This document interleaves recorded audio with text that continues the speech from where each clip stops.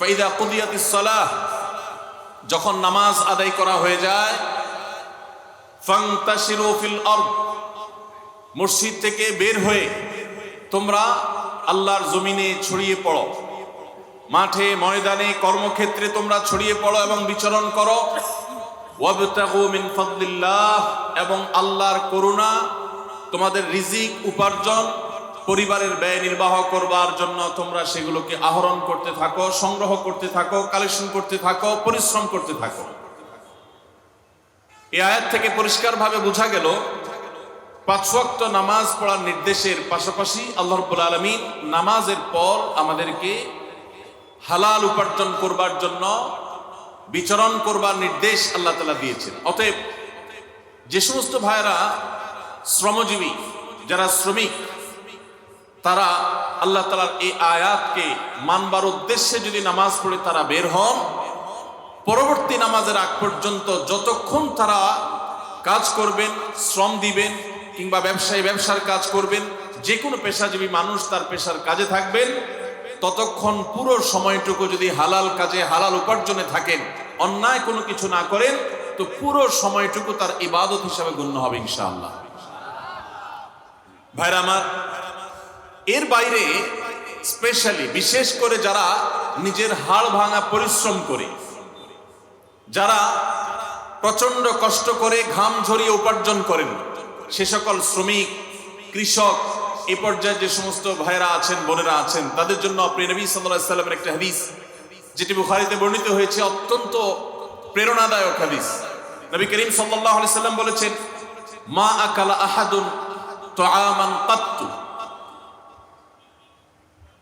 তোমাদের কেউ কোনোদিন ওই ব্যক্তির চাইতে উত্তম খাদ্য গ্রহণ করে নাই, উত্তম উপার্জন, পবিত্র উপার্জন, পবিত্র খাদ্য কখনো সংগ্রহ করে নাই ওই ব্যক্তির চাইতে যে ব্যক্তি নিজের হাতে উপার্জন করে।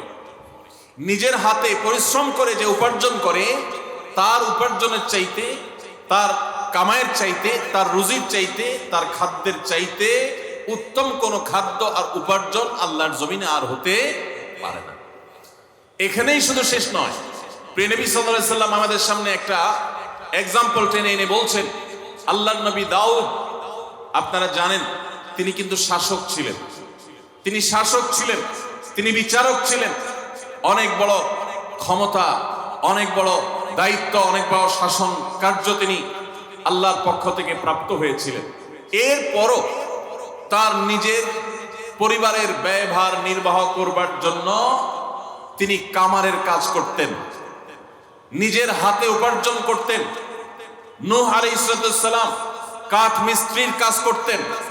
বিভিন্ন নবী রাসূলগণ তারা নবী হয়েছেন, রাসূল হয়েছেন, মানব ইতিহাসের সোনালী ইতিহাস তারা রচনা করেছেন। কিন্তু তারা অনেকেই এরকম বিভিন্ন পরিশ্রমের কাজ করতেন, হাড় ভাঙা পরিশ্রম করতেন, বিভিন্ন পেশায় তারা কাজ করতেন। নবী করিম সাল্লাল্লাহু আলাইহি সাল্লাম এই উপমা টেনে আমাদেরকে উৎসাহ দিয়েছেন, অনুপ্রেরণা দিয়েছেন। আমরা যারা হাড় ভাঙা পরিশ্রম করে উপার্জন করি, আমাদের যে সমস্ত ভাইয়েরা কৃষি কাজ করে উপার্জন করেন, আমাদের যারা বিভিন্ন পেশায় নিয়োজিত থেকে তারা মাথার ঘাম পায়ে ঝরিয়ে উপার্জন করেন, তাদের এই উপার্জনের পুরো সময়টুকু ইবাদতে গণ্য হবে এবং এটি নবী রাসূলগণের আদর্শ। শুধুমাত্র কোরআনের সেই নির্দেশনা এবং নবী সাল্লাল্লাহু আলাইহি সাল্লামের সেই নির্দেশনাকে মাথায় রেখে তিনি যদি এই কাজটি করেন, নিয়তটাকে শুধুমাত্র যদি একটু পরিবর্তন করে নেন, যেটি আমি শুধুমাত্র আমার অর্থ উপার্জনের জন্যই করছি না, কোরআনের নির্দেশ বাস্তবায়নের জন্য করছি, নবী সাল্লাল্লাহু আলাইহি সাল্লামের নির্দেশ বাস্তবায়নার্থে করছি, তাহলে শ্রমিক ভাইরা আমার, কৃষক ভাইরা আমার, আপনাদের এই কষ্ট, আপনাদের এই পরিশ্রম, এই সবটুকুই ইবাদতে গণ্য হবে ইনশাআল্লাহ। ভাইরা আমার, নবী করিম সাল্লাল্লাহু আলাইহি সাল্লামের আরো একটা হাদিস আমি আপনাদেরকে শোনাতে চাই। তিনি বলেছেন, তাকে জিজ্ঞাসা করা হয়েছে, আইয়ুল কাসবি আতিয়াব, হে আল্লাহর রাসূল, কোন উপার্জনটা সবচেয়ে পবিত্র উপার্জন, কোন উপার্জনটা সবচেয়ে হালাল উপার্জন? তখন নবী করিম সাল্লাল্লাহু আলাইহি সাল্লাম বলেছেন, কাসবুর রাজুলি বিয়াদি, মানুষ যখন নিজের হাতে উপার্জন করে সেটা, ওয়া কুল্লু বাইইন মাবরুর, এবং প্রত্যেক ওই ব্যবসা, যেই ব্যবসার মধ্যে সততা থাকে, যে ব্যবসা মানুষকে ঠকাবার উদ্দেশ্যে থাকে না, প্রতারণা থাকে না, দুই নম্বরই থাকে না, মিথ্যাচার থাকে না, মজুদদারি থাকে না, আড়তদারি থাকে না, কৃত্রিম সংকট সৃষ্টি করার প্রচেষ্টা থাকে না, সেই রকম ব্যবসা, সেই রকম ব্যবসায়ীর ব্যবসা এবং শ্রমিকের শ্রম দিয়ে কামানো উপার্জন, এর চাইতে হালাল, এর চাইতে পবিত্র কোনো উপার্জন আল্লাহর কাছে আরেকটি নেই। ভাইরা আমার, এরকম বহু হাদিস এবং আয়াত আমি আপনাদেরকে শোনাতে পারবো, যে সমস্ত আয়াত এবং হাদিস থেকে আমরা দেখতে পাই যে আল্লাহ নবী সাল্লাল্লাহু আলাইহি সাল্লাম আমাদেরকে উৎসাহিত করেছেন নিজের হাতে উপার্জন করতে। অতএব আমার শ্রমিক ভাইরা, আপনারা যারা নিজের হাড় ভাঙা পরিশ্রম করে উপার্জন করছেন, অনেক বেশি কষ্ট করছেন, আপনাদের জন্য অনেক বড় একটা প্রেরণার বিষয় হলো এটা স্বয়ং নবী রাসূলদের সুন্নাহ এবং তাদের আদর্শের বাস্তবায়ন। আপনাদের মধ্যে কোনো হীনমন্যতা যেন কাজ না করে। ভাইরা আমার, দুনিয়ার জীবনটা যদি অনন্ত কালের হতো, আমরা যদি শত শত হাজার হাজার বছর পৃথিবীতে বেঁচে থাকতাম, আমি অবশ্যই বলতাম কেন এই হাড় ভাঙা পরিশ্রম করবে, বাদ দেন, অন্য কোনো পেশায় চলে যান। কারণ এত দীর্ঘ জীবন, অনন্তকালের জীবন আপনি কেন হাড় ভাঙা পরিশ্রম করে কাটাবেন? যেহেতু এই দুনিয়াতে আমরা চিরকাল থাকতে আসিনি, যারা পরিশ্রম করছি 30, 40, 50 বছর বয়স অনেকের হয়ে গেছে। বাংলাদেশে মানুষের গড় আয়ু অনুপাতে আমাদের আর খুব বেশি সময় পৃথিবীতে বেঁচে থাকার কথাও নয়। অতএব আপনি এখানে পরিশ্রম করছেন, কষ্ট করছেন, সামাজিক স্বীকৃতি নেই, হয়তোবা সমাজে সেরকম মর্যাদা মূল্য আপনার হয় না, এমনকি হুজুরের কাছেও কদর পান না, পয়সা নাই, কড়ি নাই, আপনি নিজেকে দুর্বল মনে করছেন। আমি আপনাকে আরেকটি সুসংবাদ শোনাতে চাই। কোরআন বলছে মানব ইতিহাসে এই তথাকথিত দুর্বল মানুষেরা, হাড় ভাঙা পরিশ্রম করা মানুষেরা, এই শ্রমিক মানুষেরা, কৃষক, দিনমজুর মানুষেরা, যাদেরকে সমাজ দুর্বল মনে করে, যাদেরকে সমাজ কোনো কাজে ডাকে না, কোনো কমিটিতে রাখে না, কোনো কাজে তাদের মতামত নেয় না, তাদেরকে বিশিষ্ট নাগরিক মনে করে না, এই মানুষগুলোই পৃথিবীর জন্ম থেকে আজও পর্যন্ত পৃথিবীর ইতিহাসের মোড়কে বারবার পরিবর্তন করেছে। বিশ্বাস করুন, গোটা কোরআনের শুরু থেকে শেষ পর্যন্ত, সেই আদম আলাইহিস সালাম থেকে নিয়ে আজও পর্যন্ত হাজার হাজার বছরের মানব ইতিহাস আমাদের সামনে তুলে ধরেছেন আল্লাহ তাআলা। পাতায় পাতায় ইতিহাস, কোরআনের পাতায় পাতায় ঘটনা, মানব ইতিহাসের সে সমস্ত ইতিহাসগুলো, ঘটনাবলী আমরা পর্যালোচনা করলে দেখি যুগে যুগে নবী রাসূলদের যারা অনুসরণ করেছে, সমাজের বিত্তবানেরা, সমাজের বিত্তবানদের মধ্যে যারা অসৎ ছিল বা আল্লাহর প্রতি অবিশ্বাসী ছিল, তারা ক্রিটিসাইজ করেছে, ট্রল করেছে, তারা তাচ্ছিল্য করেছে, উপহাস করেছে। তারা বলেছে ওমা নারাকা তাবাআকা ইল্লাল্লাযীনা হুম আরাদিলুনা বাদিয়ার রাই। প্রায় সমস্ত নবী রাসূলদের সময়, তাদের সময়কার অবিশ্বাসীরা নবী রাসূলদেরকে বলেছিলেন যে আপনাদের কথা তো শুধু সমাজের অশিক্ষিত মানুষেরা, দিনমজুরেরা, শ্রমিকেরা, কৃষকেরা, দুর্বলেরা, যাদের কোনো পলিসি মেকিং করার, যাদের কোনো সিদ্ধান্ত দেওয়ার, যারা রাষ্ট্র পরিচালনা করার, যারা গুরুত্বপূর্ণ দায়িত্ব পালন করার জন্য তাদের কাউকে বিবেচনা রাখা হয় না, এরকম সমাজের দুর্বল মানুষরাই তো শুধু আপনাদের পিছনে গুড়গুড় করে। আজও দেখবেন ওলামায়ে কেরামের পেছনে, হুজুরদের পিছনে ওই দুর্বল মানুষগুলোই বেশি। আপনারা অবাক হবেন, এই দুর্বল মানুষেরাই, তারাই কিন্তু পৃথিবীর ইতিহাস রচনা করেছে। বেশি দূরে যেতে হবে না, মুহাম্মদ সাল্লাল্লাহু আলাইহি সাল্লাম মক্কা থেকে মদিনায় হিজরত করে যাওয়া মাত্র 8 বছরের মাথায়, যেই মক্কা থেকে তাকে বিতাড়িত হয়ে যেতে হয়েছে, যে মক্কায় নির্যাতন সইতে না পেরে আল্লাহর নির্দেশে হিজরত করতে হয়েছে, নিজের মাতৃভূমি ত্যাগ করতে হয়েছে, অত্যন্ত গৌরবের সাথে মাত্র 8 বছরের ব্যবধানে সেই মক্কা শুধু নয়, সেই আরব শুধু নয়, সুদূর রোমান সম্রাটের সাম্রাজ্য সহ একটা পর্যায়ে সামান্য কয়েক বছরের ব্যবধানে খলিফা ওমরের যুগে অর্ধ পৃথিবী মুসলমানদের কর্তলগত হয়েছে। কাদের হাতের উপর দিয়ে? এই বেলাল, এই আম্মার, এই সুহাইব, এই দুর্বল সাহাবী, যাদেরকে মদিনার মক্কার মানুষেরা দুর্বল মনে করত, তাদের হাত দিয়ে গোটা পৃথিবী জয় করেছে মুসলমানরা।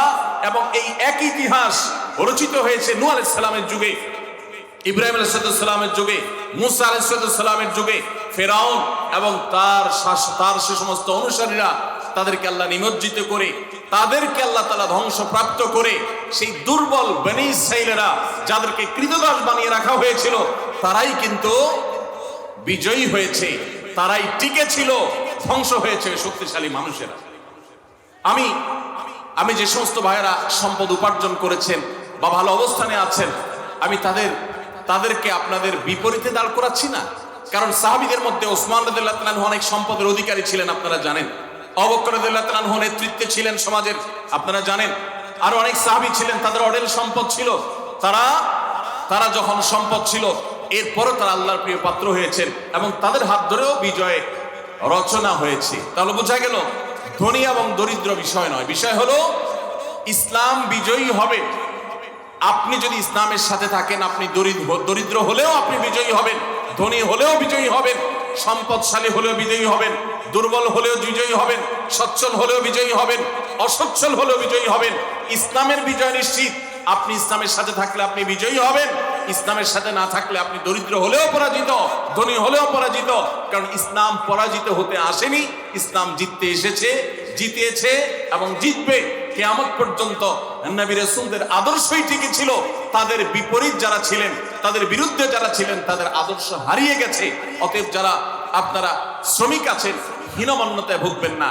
আপনাদের জন্য একটা বিশেষ সুসংবাদ আছে। আপনারা জানেন নবী করিম সাল্লাল্লাহু আলাইহি সাল্লাম বলেছেন যে দরিদ্র মানুষেরা, কষ্টে যারা থাকে, যারা পরিশ্রম করে, হাড়ভাঙা পরিশ্রম করে উপার্জন করে, সেই মানুষগুলো ধনীদের চাইতে 50,000 বছর আগে জান্নাতে যাবে ইনশাআল্লাহ। প্রিয় নবী সাল্লাল্লাহু আলাইহি সাল্লামের কাছে ধনী সাহাবীদের সাথে গরীব সাহাবীদের কম্পিটিশন হতো।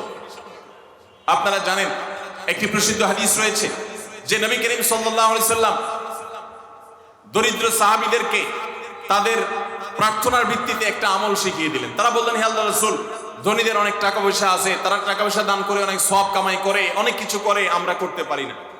তো আমাদেরকে এমন একটা আমল শিখিয়ে দেন যে আমল করলে আমরা তাদেরকে টেক্কা দিতে পারবো, তাদের সাথে আমরা প্রতিযোগিতা টিকে থাকতে পারবো। আমাদের তো টাকা পয়সা দিয়ে সওয়াব কামাই করার রাস্তা নেই, তো শুধু নিজের শরীরের আমল ইবাদত দিয়ে আমরা করতে পারি। এমন একটা আমল দেন যে তারা টাকায় কামাই করে যে পরিমাণ সওয়াব কামাই করে, আমরা ওই আমল করে সেই সওয়াব কামাই করতে পারবো। নবী সাল্লাল্লাহু আলাইহি ওয়াসাল্লাম তাদেরকে শিখাই দিলেন। শিখাই দেওয়ার খুব অল্প সময়ের মধ্যেই সাহাবীদের মধ্যে কল্যাণকামিতা ছিল, ধনী থাকুক গরিব থাকুক সবাই। এবার ধনী সাহাবীরা ওই আমলটার খবর জেনে গেলেন, অর্থাৎ সংবাদ লিক হয়ে গেছে। লিক হয়ে যাওয়ার পর এবার ধনী সাহাবীরাও ওই আমল করা শুরু করলেন।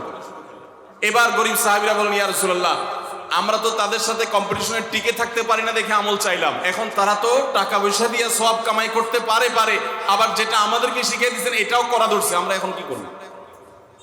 নবী করিম সাল্লাল্লাহু আলাইহি সাল্লাম তখন হেসে দিলেন এবং সাহাবীদেরকে বললেন, দেখো, আল্লাহর করুণা যদি কারোর প্রতি হয় তাহলে সেক্ষেত্রে তুমি হিংসা করার তো প্রয়োজনই নেই, প্রশ্নই ওঠে না, তুমি সেটাকে ঠেকাবার কোনো সুযোগ নেই। আল্লাহ যাকে তৌফিক দিয়েছেন সে নিশ্চয়ই অগ্রগামী থাকবে। তাহলে ধনী হয়েও কেউ অনেক অগ্রসর হয়ে যেতে পারে, গরিব হয়ে অগ্রসর হয়ে যেতে পারে। খোলাসা কথা হলো যে আপনি কোন পেশার মানুষ এটা বিবেচ্য বিষয় নয়, আপনি হালাল উপার্জন করছেন কিনা, আপনি ভালো কাজ করছেন কিনা, এটা হলো বিবেচ্য বিষয়। বিশেষ করে আমাদের শ্রমিক ভাইদের উদ্দেশ্যে আমি আজকে 3টি পরামর্শ দিয়ে 3টি আপনাদের প্রতি আমার বিনীত আহ্বান রেখে আমি এই বিষয়ে আলোচনা ক্লোজ করতে চাই। প্রথম কথা হলো, আপনি নির্মাণ শ্রমিক হন কিংবা অন্য কোনো শ্রমিক, যেই পেশায় আপনি কাজ করেন না কেন, 5 ওয়াক্ত নামাজ এবং রমজানের রোজা কখনো ছাড়বেন না, কখনো না। 5 ওয়াক্ত নামাজ পড়া আপনাদের জন্য কিছুটা কষ্টের, বিশেষ করে রমজানের রোজা রাখা কখনো কখনো আপনাদের জন্য বেশি কষ্টের হয়। কারণ অনেক সময় প্রচন্ড গরমের মধ্যে আপনাদেরকে রোজা রাখতে হয়, যেটা খুব চ্যালেঞ্জিং ব্যাপার। কিভাবে আপনি রোজা রাখবেন? তুলনামূলকভাবে নামাজ পড়াটা সহজ, ওয়াক্ত হয়ে গেছে, আপনি তো এমনিতেই একটি বিরতি দিতে হয়, আপনি টানা হাড়ভাঙা পরিশ্রম করতে পারেন না। আপনি যদি জোহরের নামাজের সময় বিরতি দেন এবং বিরতি দিয়ে যদি আপনি নামাজটা পড়ে ফেলেন, একই সঙ্গে আপনার রেস্ট হবে, আবার আপনার নামাজটাও হয়ে যাবে এবং ওযুর মাধ্যমে আপনার যে ফ্রেশনেস হবে, আপনার ভেতরে যে ভালো লাগা কাজ করবে, ক্লান্তি দূর হবে শীতল পানি দিয়ে ওযু করার মাধ্যমে, এটা আপনি অন্য কোনো কোথাও অন্য কোনো উপায় আপনি পাবেন না। অতএব শ্রমিক ভাইদেরকে আমি বলতে চাই, জীবন যাক, যত কষ্ট হোক, নামাজ কোনো অবস্থাতে ছাড়া যাবে না। সময় হবে নামাজটা পড়ে নেবেন। খুব বেশি নফল নামাজ পড়ার দরকার নেই, ফরজ আর সুন্নাতে মুআক্কাদা গুলো পড়ে ফেলেন, বাস পড়ে বের হয়ে যান এবং কাজে চলে যান। আর রোজা, রমজান মাসে রোজা রেখে অনেক সময় কষ্ট হয় আমাদের জন্য। রোজা রেখে যদি আপনার পরিশ্রম করতে কষ্ট হয়, তাহলে আমি বলবো যে প্রয়োজনে আপনি হাফ ডিউটি করেন, প্রয়োজনে আপনি ডিউটি কমিয়ে আনেন, প্রয়োজনে রমজান মাসে আপনি ডিউটি না করে 11 মাসের জমানো টাকা দিয়ে আপনি চলেন, কিন্তু রোজা আপনাকে রাখতে হবে, ফরজ রোজা, মাফ নাই। কিভাবে করবেন আপনাকে বুদ্ধি বের করতে হবে।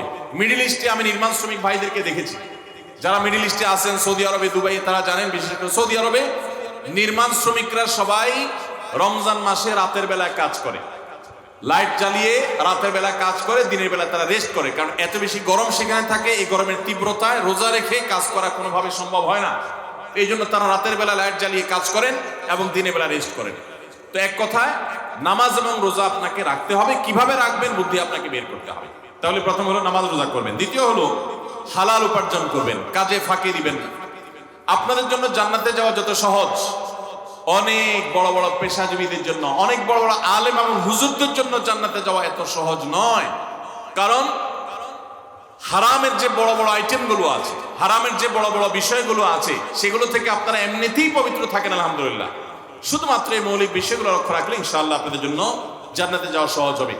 আপনি যখন কাজ করেন ফাঁকি দিবেন না, কোনো প্রকার দুই নাম্বারই করবেন না, কোনো জিনিস অন্যায়ভাবে না বলে কারোর অগোচরে সেটা বিক্রি করবেন না, এমন কোনো উপায় উপার্জন করবেন না যেটা হারাম।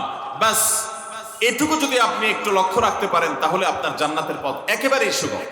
আর তৃতীয় এবং শেষ পয়েন্টে যেটি বলতে চাই, তা হলো নিজের স্ত্রী সহ অধীনস্থদের সাথে সদ্ব্যবহার করবেন। বিশেষ করে যারা হাড়ভাঙা পরিশ্রম করেন, কষ্ট করেন, আমার রিকশালা ভাইরা আছেন, বিভিন্ন পেশা মানুষেরা আছেন, কষ্টের চোটে তাদের মাথা অনেক বেশি হট থাকে, গরম থাকে, মেজাজ অনেক খিটখিটে থাকে। দেখা যায় যে একটু কিছু হলেই অনেক সময় মুখ খারাপ করে ফেলেন, গালিগালাজ করে ফেলেন, আচরণ খারাপ করে ফেলেন। নিজেকে যদি একটু নিয়ন্ত্রণ করতে পারেন, মুসলমানিত্বের পরিচয় দিতে পারেন মেজাজ গরম হওয়ার সময়, জান্নাতে যাওয়া ইনশাআল্লাহ অনেক সহজ। অতএব আমি আপনাদেরকে বলতে চাই, প্রথমত নামাজ রোজা কখনো ছাড়বেন না যত কষ্ট হোক। দ্বিতীয়ত হালাল উপার্জন করবেন, উপার্জন করতে গিয়ে একটা টাকা যেন হারাম না ঢুকে সে চেষ্টা করবেন। তৃতীয়ত হলো পরিবার, সহকর্মী এবং সমস্ত স্তরের মানুষের সাথে সদাচরণ করবেন, মুখ খারাপ করবেন না, গালিগালাজ করবেন না, মেজাজ হারাবেন না, ধৈর্য ধারণ করবেন। এই তিনটি কাজ যদি করতে পারেন ইনশাআল্লাহ জান্নাতে যাওয়ার পথ অনেক বেশি সুগম হবে। আল্লাহ তাআলা আমাদের সবাইকে এই কাজগুলো মেনে চলার, এই কথাগুলোকে মেনে চলার তৌফিক দান করুন। সবাই চেষ্টা করবো তো ইনশাআল্লাহ। জাযাকুমুল্লাহ খাইর, জাযাকুমুল্লাহ খাইর। আমি শুধুমাত্র নির্মাণ শ্রমিক ভাইদের উদ্দেশ্যে, যাদের উদ্যোগে আয়োজিত আজকের মাহফিল, তাদের উদ্দেশ্যে এই কথাগুলো বলার চেষ্টা করেছি, কিন্তু এই কথাগুলো আমাদের অন্যদের জন্য প্রযোজ্য হবে। আমরাও চেষ্টা করবো ইনশাআল্লাহ আমল করার। আমি যে আলোচনা করতে চাই যে বিষয়ে, সেটি হলো বিশেষ ক্রাইসিস, একটি বিশেষ সমস্যা, একটা সংকট, সমস্যা না বলে আমরা বলতে পারি সংকট আমাদের সমাজে বিরাজমান। সেটা হলো আমাদের মুসলমানদের একটা বড় সুখের জায়গা ছিল, একটা তৃপ্তির জায়গা ছিল, যে আমাদের সাংসারিক জীবন, আমাদের দাম্পত্য ব্যবস্থা এবং পারিবারিক ব্যবস্থাপনা পৃথিবীর যে কোনো সভ্যতার, যে কোনো ধর্মের, যে কোনো কালচারের মানুষের চাইতে আমাদের ভালো ছিল। আলহামদুলিল্লাহ এখনো পর্যন্ত আমাদের পারিবারিক ব্যবস্থাপনা পৃথিবীর অনেক মানুষের চাইতে ভালো।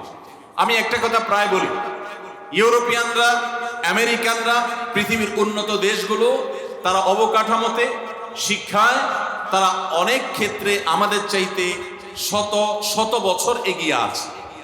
কিন্তু একটা বিষয়ে আমরা তাদের চাইতে শত শত বছর এগিয়ে আছি, আর সে বিষয়টা হলো আমাদের দাম্পত্য জীবনে, আমাদের পারিবারিক জীবনে আমরা যতটা ভালো আছি, আমরা যতটা সুখে আছি, ওরা আরো 200-500 বছরেও সে জায়গায় যেতে পারবে বলে কোনো আলামত আপাতত দেখা যায় না, বরং তারা পিছনের দিকে যাচ্ছে। তাদের সোনালী অতীত তারা হারিয়ে এসেছে।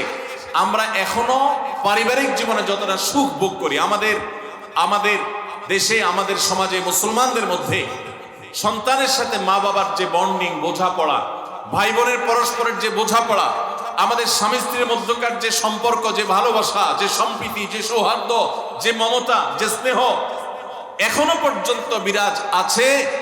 পশ্চিমারা, ইউরোপিয়ানরা এগুলো কল্পনাও করতে পারে না। তারা জানেই না যে আমাদের এই সমাজে পারিবারিক সুখ এবং শান্তি আমরা এখনো কতটা উপভোগ করছি। কিন্তু ভাইরা আমার, আপনারা সবাই জানেন আমাদের ঘরে ঘরে এই পারিবারিক সম্পর্কগুলো, বিশেষ করে দাম্পত্য সম্পর্ক, স্বামী স্ত্রীর মধ্যকার সম্পর্ক, এটা দিন যত অতিবাহিত হচ্ছে পশ্চিমা সংস্কৃতির কুপ্রভাবে আমাদের সমাজ থেকে সেগুলো হারিয়ে যাচ্ছে, ধ্বংস হয়ে যাচ্ছে। ভাই ভাইয়ের মধ্যে যে সম্পর্ক আগে ছিল সেটা এখন আগের মতো নেই। ওদের চাইতে ভালো আছে, কিন্তু আমরা আগের চাইতে তুলনামূলক খারাপের দিকে চলে যাচ্ছি। স্বামী স্ত্রীর মধ্যকার যে সুসম্পর্ক ছিল সেটা কি এখন আছে? কি বলেন, আছে? বিবাহ বিচ্ছেদ, আগে পুরো থানা একটা বিবাহ বিচ্ছেদের ঘটনা গোটা থানার মানুষকে নাড়িয়ে দিত, গোটা ইউনিয়নের মানুষকে নাড়িয়ে দিত। আর এখন আপনারা জানেন বিবাহ হইতে দেরি, ভাঙতে দেরি নেই। চায়না মালও আরো বেশি সময় লাস্টিং করে, দাম্পত্য সম্পর্কগুলো এতটাও লাস্টিং করে না। পত্রিকার পাতা খুললে দেখা যায় প্রতিদিন যে পরিমাণ তালাক হচ্ছে, শুধু ঢাকায় আরো অনেক বছর আগে প্রতিদিন 39টা করে বিবাহ বিচ্ছেদের ঘটনা ঘটতো। যতগুলো বিবাহ নিবন্ধন হয়, যতগুলো বিবাহ রেজিস্ট্রেশন হয়, তালাকের পরিমাণ তার সাথে টেক্কা দিয়ে আগাচ্ছে। এরকম ভয়াবহ একটা অবস্থা বিরাজ করছে।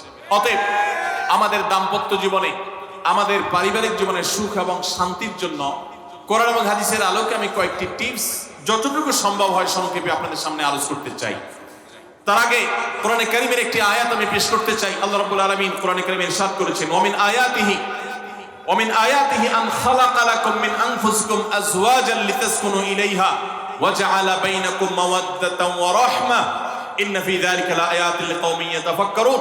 আল্লাহ বলেছেন, তোমাদের পুরুষদের মধ্য থেকে তোমাদের স্ত্রীগণকে সৃষ্টি করা হয়েছে। এর মানে সকল স্বামী থেকেই সকল স্ত্রী সৃষ্টি হয়নি। এর মানে প্রথম মানুষ আদম আলাইহিস সালাম থেকে প্রথম নারী, প্রথম পুরুষ আদম থেকে প্রথম নারী হাওয়াকে আল্লাহ তাআলা সৃষ্টি করেছেন তার বাম পাজরের হাড় থেকে।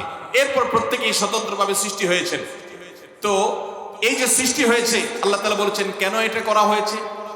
আদম আলাইহিস সালামকে সৃষ্টি করেছেন, তিনিই তো যথেষ্ট ছিলেন। আবার নারী হিসেবে হাওয়াকে কেন সৃষ্টি করলেন? আল্লাহ বলেছেন লিতাসকুনু ইলাইহা, যাতে করে তোমরা প্রশান্তি লাভ করতে পারো, একে অন্যের মাধ্যমে তোমাদের দুনিয়ার জীবনটা উপভোগ্য হয়, তোমরা যেন সুখে স্বাচ্ছন্দ্যে জীবন কাটাতে পারো, তোমরা যেন সুখে থাকতে পারো। এই আয়াত থেকে বোঝা গেল দাম্পত্য জীবনে সুখে থাকা এটা জীবনের সুখের অন্যতম মানদণ্ড। যার দাম্পত্য জীবনে সুখী না, সে অনেক সম্পদশালী হতে পারে, অনেক প্রভাবশালী হতে পারে, অনেক পদের অধিকারী হতে পারে, অনেক বড় দায়িত্বশীল হতে পারেন, অনেক বড় নেতা হতে পারেন, অনেক বড় পরিচিত পপুলার মানুষ হতে পারেন। তিনি সুখী না। সুখের অন্যতম বড় একটা প্যারামিটার হলো দাম্পত্য জীবনে সুখী হওয়া, স্বাচ্ছন্দ্যশীল হওয়া। তো নবী করিম সাল্লাল্লাহু আলাইহি সাল্লাম তিনি আমাদেরকে এমন কিছু নির্দেশনা দিয়ে গেছেন যেগুলো অনুসরণ করলে দাম্পত্য জীবনে আমরা সুখী হতে পারবো ইনশাআল্লাহ তাআলা। আল্লাহ বলেছেন যে আলা বাইনাকুম মাওয়াদ্দাতান ওয়া রাহমা, স্বামী স্ত্রীর মধ্যে আল্লাহ রাব্বুল আলামিন ভালোবাসা এবং সম্প্রীতি সৃষ্টি করে দিয়েছে। দেখুন, স্বামী স্ত্রীর মধ্যকার যে সম্প্রীতি, বিবাহের মাধ্যমে বৈবাহিক জীবনে যে সম্প্রীতি হয়, যে ভালোবাসা হয়, বিবাহিত মানুষরা জানেন এই ভালোবাসা আল্লাহ তাআলা অন্য কোনো মাধ্যমে দান করেন না, অলৌকিক। শুধুমাত্র বিবাহের বন্ধনটা হওয়ার সঙ্গে সঙ্গে পরস্পর প্রতি যে আন্তরিকতা হয়, যে ভালোবাসা হয়, এটা পৃথিবীতে বিরল। অবৈধ সম্পর্ক, বিবাহ ছাড়া যে সমস্ত রিলেশন হয় সেগুলোতে এই ধরনের ভালোবাসা, প্রকৃত সম্প্রীতি এগুলো কল্পনাও করা যায় না। তো আমরা সরাসরি পয়েন্টসে চলে যাই, কি কি কাজ করলে দাম্পত্য জীবনের সুখ বা স্বাচ্ছন্দ্য আমরা পেতে পারি। এখানে যত মানুষ আছেন হয় বিবাহিত নয় অবিবাহিত, এছাড়া আর কেউ আছেন যারা বিবাহিত না অবিবাহিত না? তারা একটু হাত তোলেন। আছেন কেউ? একজন হাত তুলছে। আপনি বিবাহিত না অবিবাহিত না? তাহলে কোনটা? এখন নামায় ফেলছেন। এদিকে আছে কেউ? ভাই বিবাহিত না অবিবাহিত না? কেউ আছেন? নাই। তাহলে বোঝা গেল আজকের আলোচনা সবার জন্য, যারা বিবাহিত আছেন তাদের জন্য, যারা বিবাহিত না ভবিষ্যতে বিবাহ করবেন তাদের জন্য। দেখুন, অনেক মানুষ আছেন আমাদের কাছে আসে, বিশেষ করে আমার কাছে যত মানুষ অফিসে আসেন, এক এক দিন কয়েকশো মানুষও দেখা যায় অফিসে আসেন, এমনও হয় কোনো কোনো দিন কয়েকশো মানুষও হয়। তো আমাদের অফিসে অনেকগুলো ডেস্ক আছে, অনেক আলেম আছেন, তারা সমাধান দেন বসে বসে, তারা সহযোগিতা করেন আমার সাথে। অনেকগুলো ডেস্ক বসাতে হয়েছে, এত বেশি মানুষ আসে।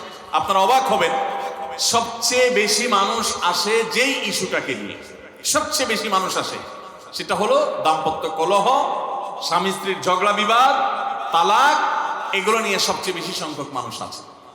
এবং আপনারা আরো অবাক হবেন, গরিব মানুষদের মধ্যে স্বামী স্ত্রীর মধ্যকার দূরত্ব, তাদের মধ্যকার কলহ, দ্বন্দ্ব, ঝগড়া, ফাসাদ, এগুলোর পরিমাণ বা রেশিও যত বেশি, টাকা পয়সা যাদের আছে, সামাজিক অবস্থান যাদের ভালো, আমার অভিজ্ঞতা হলো তাদের মধ্যে দাম্পত্য জীবনে কলহের পরিমাণ তুলনামূলক বেশি।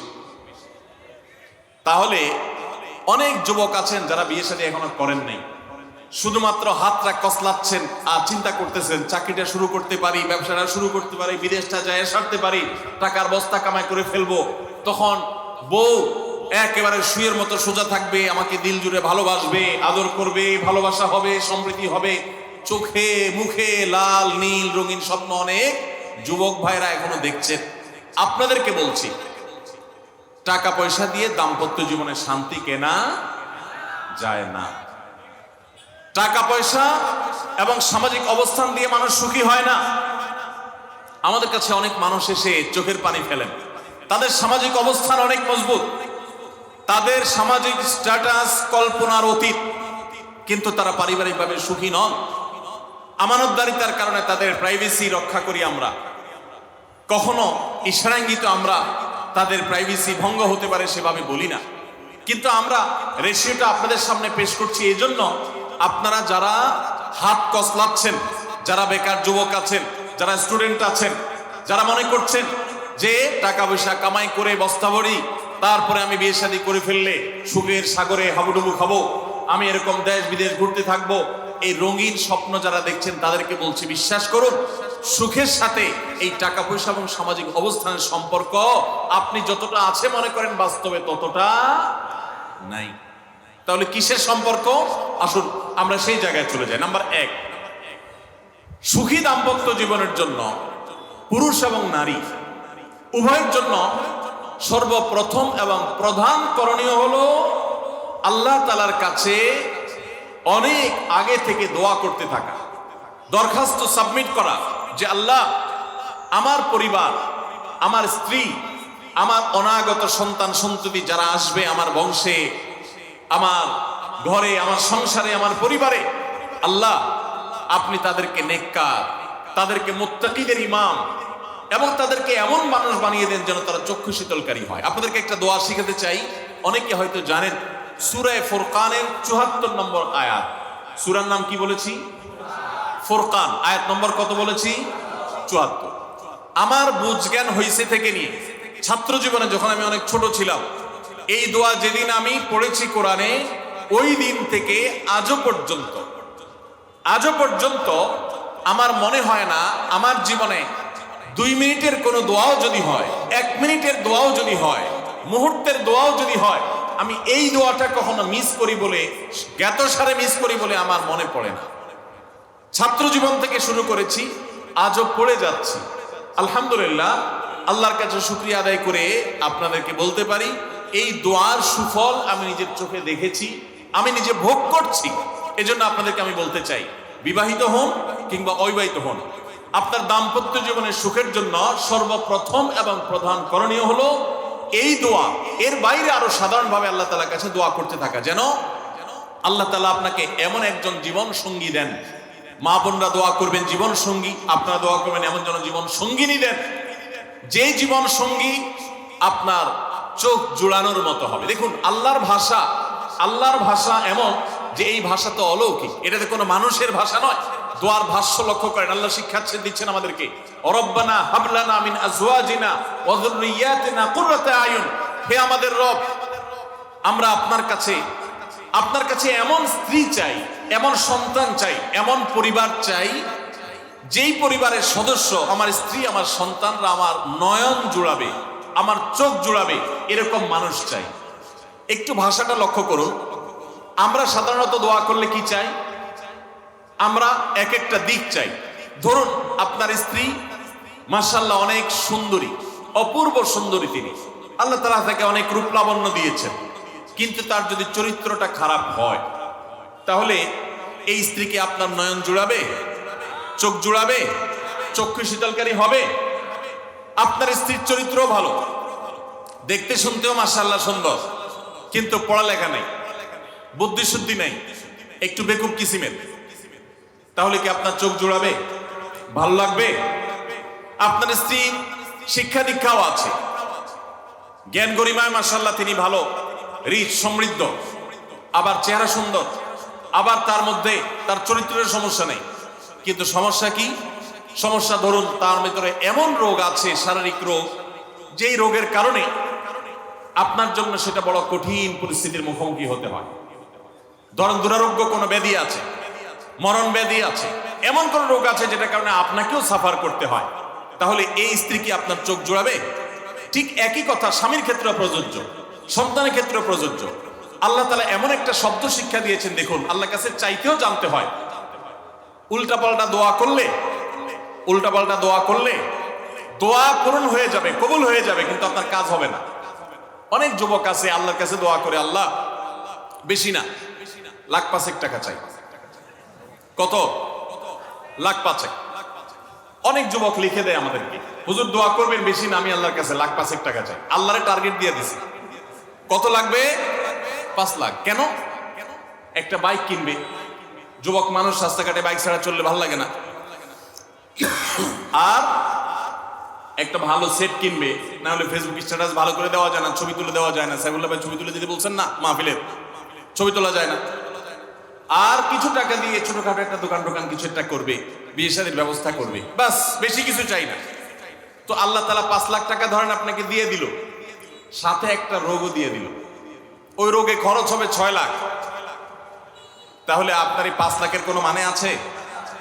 আপনারা একটা প্রসিদ্ধ ঘটনা অনেকেই শুনেছেন, একটা চুটকি, যে এক যুবক দোয়া করছে, আল্লাহ তোমার কাছে আমি এমন একটা লাইফ চাই, বিশেষ করে বেকার যুবকরা এগুলো বেশি দোয়া করে, আল্লাহ তোমার কাছে এমন একটা লাইফ চাই, বেশি কিছু না, যে লাইফে 2 হাত ভর্তি টাকা থাকবে আর আশপাশে শুধু নারী আর নারী থাকবে, এরকম একটা লাইফ চাই। তো আল্লাহ তাআলা তার দোয়া কবুল করে ফেলছে। দোয়া কি করছেন? কবুল করে ফেলছেন। দোয়া কবুল করছেন কিভাবে? দোয়া কবুল করে তাকে আল্লাহ তাআলা এমন একটা বাসের কন্ট্রাক্টর বানিয়ে নিয়েছেন, যে বাসটা হলো মহিলা বাস, চারপাশে শুধু নারী আর নারী, সব মানুষের, আর হাত ভর্তি টাকা আর টাকা সব বাস মালিকের। দোয়া কিন্তু কবুল হয়ে গেছে। তো আল্লাহ তাআলার কাছে উল্টাপাল্টা দোয়া করলে কি হয় দেখছেন? দেখুন, দাম্পত্য জীবনে সুখের জন্য দোয়া কিভাবে করতে হবে আল্লাহ শিখিয়ে দিয়েছেন। রব্বানা হাব লানা মিন আজওয়াজিনা ওয়া যুররিয়াতিনা কুররাতা আয়ুন, আল্লাহ আমার পরিবারের সদস্যরা যেন এমন হয় যে তাদেরকে দেখলে আমার নয়ন জুড়িয়ে যাবে। অর্থাৎ নয়ন জোড়াতে হলে সব দিক থেকে পারফেক্ট হতে হবে, সব দিক থেকে ভালো হতে হবে, তখনই তো দিল জুড়াবে। ওয়াজআলনা লিল মুত্তাকিনা ইমামা, আর আমাদের সবাইকে, গোটা পরিবারকে আপনি মুত্তাকিদের ইমাম বানায় দেন, সৎ মানুষ বানায় দেন। কারণ সৎ যদি না হয়, আল্লাহ ভীরু যদি না হয়, তাহলে কখনো তাদের মাধ্যমে আপনি সুখ শান্তি পেতে পারেন না। তাহলে প্রথম করণীয় দাম্পত্য জীবনের সুখের জন্য, সুখী দাম্পত্যের জন্য আল্লাহর কাছে দোয়া করতে থাকে। সূরা ফুরকানের 74 নম্বর আয়াত, এর পাশাপাশি আরো যত আয়াত আছে, অথবা সাধারণভাবে আপনি আল্লাহর কাছে, আল্লাহ আমি ভালো সঙ্গী যেন পাই সেজন্য দোয়া করতে থাকবো। আল্লাহ আমাদেরকে তৌফিক দান করুন। নাম্বার 2, জীবন সঙ্গী নির্বাচনের ক্ষেত্রে দিনদারিতাটাকে অগ্রাধিকার দেওয়া। কোনটাকে অগ্রাধিকার দেওয়া? ধার্মিকতাকে অগ্রাধিকার দেওয়া। নবী করিম সাল্লাল্লাহু আলাইহি ওয়াসাল্লামের প্রসিদ্ধ একটা হাদিস আপনারা অনেকে শুনেছেন, তিনি বলেছেন, তুনকাহুল মারআতু লিআরবা, 4টি জিনিস দেখে সাধারণত মেয়েদেরকে বিয়ে করা হয়, বা মেয়েরা ছেলেদেরকে বিয়ে করে। 4টি জিনিস, সে 4টি জিনিসের একটি হলো লিমালিহা, সাধারণত পয়সা করে দেখে বিয়ে করা হয়। অনেক ছেলে ফেলে আছে দেখবেন, ছেলে ফেলে কি মুরব্বীরাও আছেন অনেকে, যে ছেলে বিয়ে করার জন্য পয়সাওয়ালা বাপের মেয়ে খুঁজে, আছে না নেই? পয়সাওয়ালা বাপের মেয়ে খুঁজে। কত যুবক যে পর্যন্ত চিরকুট লিখে পাঠিয়েছে আমাদের কাছে যে হুজুর বেকারের জন্য কেউ মেয়ে বিয়ে দিতে চায় না। আবার অনেকে লিখে পাঠিয়েছে, হুজুর সরকারি চাকরি ছাড়া মেয়ের বাবারা মেয়ে দিতে চায় না। আছে না এই সমস্যা? তো নবী সাল্লাল্লাহু আলাইহি ওয়াসাল্লাম বলেছেন, সম্পদ দেখে অনেকে বিয়ে করে, আবার অনেকে রূপ লাবণ্য চেহারা ছবি দেখে বিয়ে করে, অনেকে সামাজিক অবস্থান প্রতিপত্তি বংশমর্যাদা দেখে বিয়ে করে, আর অনেকে দিনদারিতা ধার্মিকতা দেখে বিয়ে করে। নবী সাল্লাল্লাহু আলাইহি ওয়াসাল্লাম বলেছেন ফাজফার বিজাতিদ দ্বীন, তোমরা বিয়ের ক্ষেত্রে এই ধার্মিকতা দেখে বিয়ে করে সেই বিয়ে তোমরা সফল হওয়ার চেষ্টা করবে, কারণ এটাই হলো সুখের মূল চাবিকাঠি।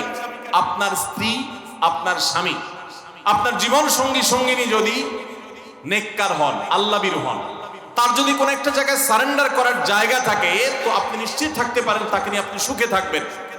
আর যদি সে আল্লাহর কাছে নিজেকে সারেন্ডার না করে, আল্লাহর কাছে নিজেকে আত্মসমর্পণ না করে, মুত্তাকি না হয়, আল্লাহভীরু না হয়, তাহলে তাকে দিয়ে আপনি কখনো প্রকৃত সুখ সন্ধান করতে পারবেন না। এজন্য ভাইরা, দাম্পত্য জীবনের সুখের জন্য দ্বিতীয় গুরুত্বপূর্ণ বিষয় হলো জীবন সঙ্গী সঙ্গে নির্বাচন করার ক্ষেত্রে অন্য যাই থাকুক আর না থাকুক ধার্মিকতা আছে কিনা এটা দেখতে হবে। এটা যদি দেখেন তাহলে সেক্ষেত্রে ইনশাআল্লাহ আপনি সুখী হবেন। ধার্মিকতার আবার সংজ্ঞা কি? এখানে মুশকিল হলো আজকাল মেয়েদের বোরকা পরলেই মনে করা হয় ধার্মিক, ছেলেরা নামাজ পড়তেছে মনে করা হয় ধার্মিক। এইটুকুই শুধু ধার্মিকতার সংজ্ঞা নয়, ধার্মিকতার সবচেয়ে বড় সংজ্ঞা হলো কোরআন এবং হাদিসের সামনে সে নিজেকে আত্মসমর্পণ করে কিনা, সে সারেন্ডার করে কিনা, আল্লাহর নির্দেশ পেয়েছে, রাসূলের নির্দেশ পেয়েছে, আল্লাহর নিষেধাজ্ঞা রয়েছে, সেই জায়গায় সে থেমে যায় আর সে আগে বাড়ে না, নিজেকে সমর্পণ করে দেয়, মাথা নত করে ফেলে। এরকম যদি হয় তাহলে সেই ছেলে নিয়েও সুখী থাকবেন, সেই মেয়ে নিয়েও সুখী থাকবেন। আমি বিশেষ করে মেয়ের বাবারা যারা নিজের মেয়ে বিয়ে দেওয়ার জন্য সরকারি চাকরিজীবী খুঁজেন, পয়সাওয়ালা খুঁজেন, বিভিন্ন বড় বড় পদে থাকা মানুষগুলোকে খুঁজে বেড়ান, আমি তাদেরকে বলি আপনার মেয়ের জন্য ফজরের নামাজের সামনের কাতারে থাকা যুবকগুলোকে খুঁজে বের করে। এই যে যুবকরা চিৎকার করছে সবাই ফজর নামাজ পড়েন, আল্লাহ সব যুবককে ফজর নামাজ জামাতের সাথে পড়ার তৌফিক দান করুন। ভাইরা আমার, যেই ছেলে আল্লাহকে ভয় করে, যেই ছেলের ভিতরে কোরআন এবং হাদিসের কাছে আত্মসমর্পণ করার মতো মানসিকতা আছে, এই ছেলে আর যা হোক তার স্ত্রীকে কখনো কষ্ট দিবে। যেই মেয়ে কোরআন হাদিসের কাছে নিজেকে সমর্পণ করেছে, কোরআন হাদিস যেহেতু স্বামীকে শ্রদ্ধা করতে বলে, এই মেয়ে কখনো স্বামীর প্রতি অশ্রদ্ধা করবে না। অতএব দাম্পত্য জীবনের অনেক গুরুত্বপূর্ণ একটা পয়েন্ট হলো এটা যে আপনি তার রূপ লাবণ্য, সামাজিক অবস্থান, সম্পদ, পয়সা কড়ি এগুলো দেখেন বা না দেখেন, প্রধান বিবেচ্য বিষয় হবে তার ধার্মিকতা। এটা যদি দেখেন ইনশাআল্লাহ দেখবেন যে আপনি সুখে থাকবেন। আল্লাহ তাআলা আমাদের সবাইকে দিকটাকে বিবেচনা করে আমাদের দাম্পত্য জীবনকে গড়ে তোলার তৌফিক দান করুন। তৃতীয় যে পয়েন্টটি বলতে চাই তা হলো দাম্পত্য জীবনের সুখের মূল মন্ত্র হলো সবর এবং শুকর।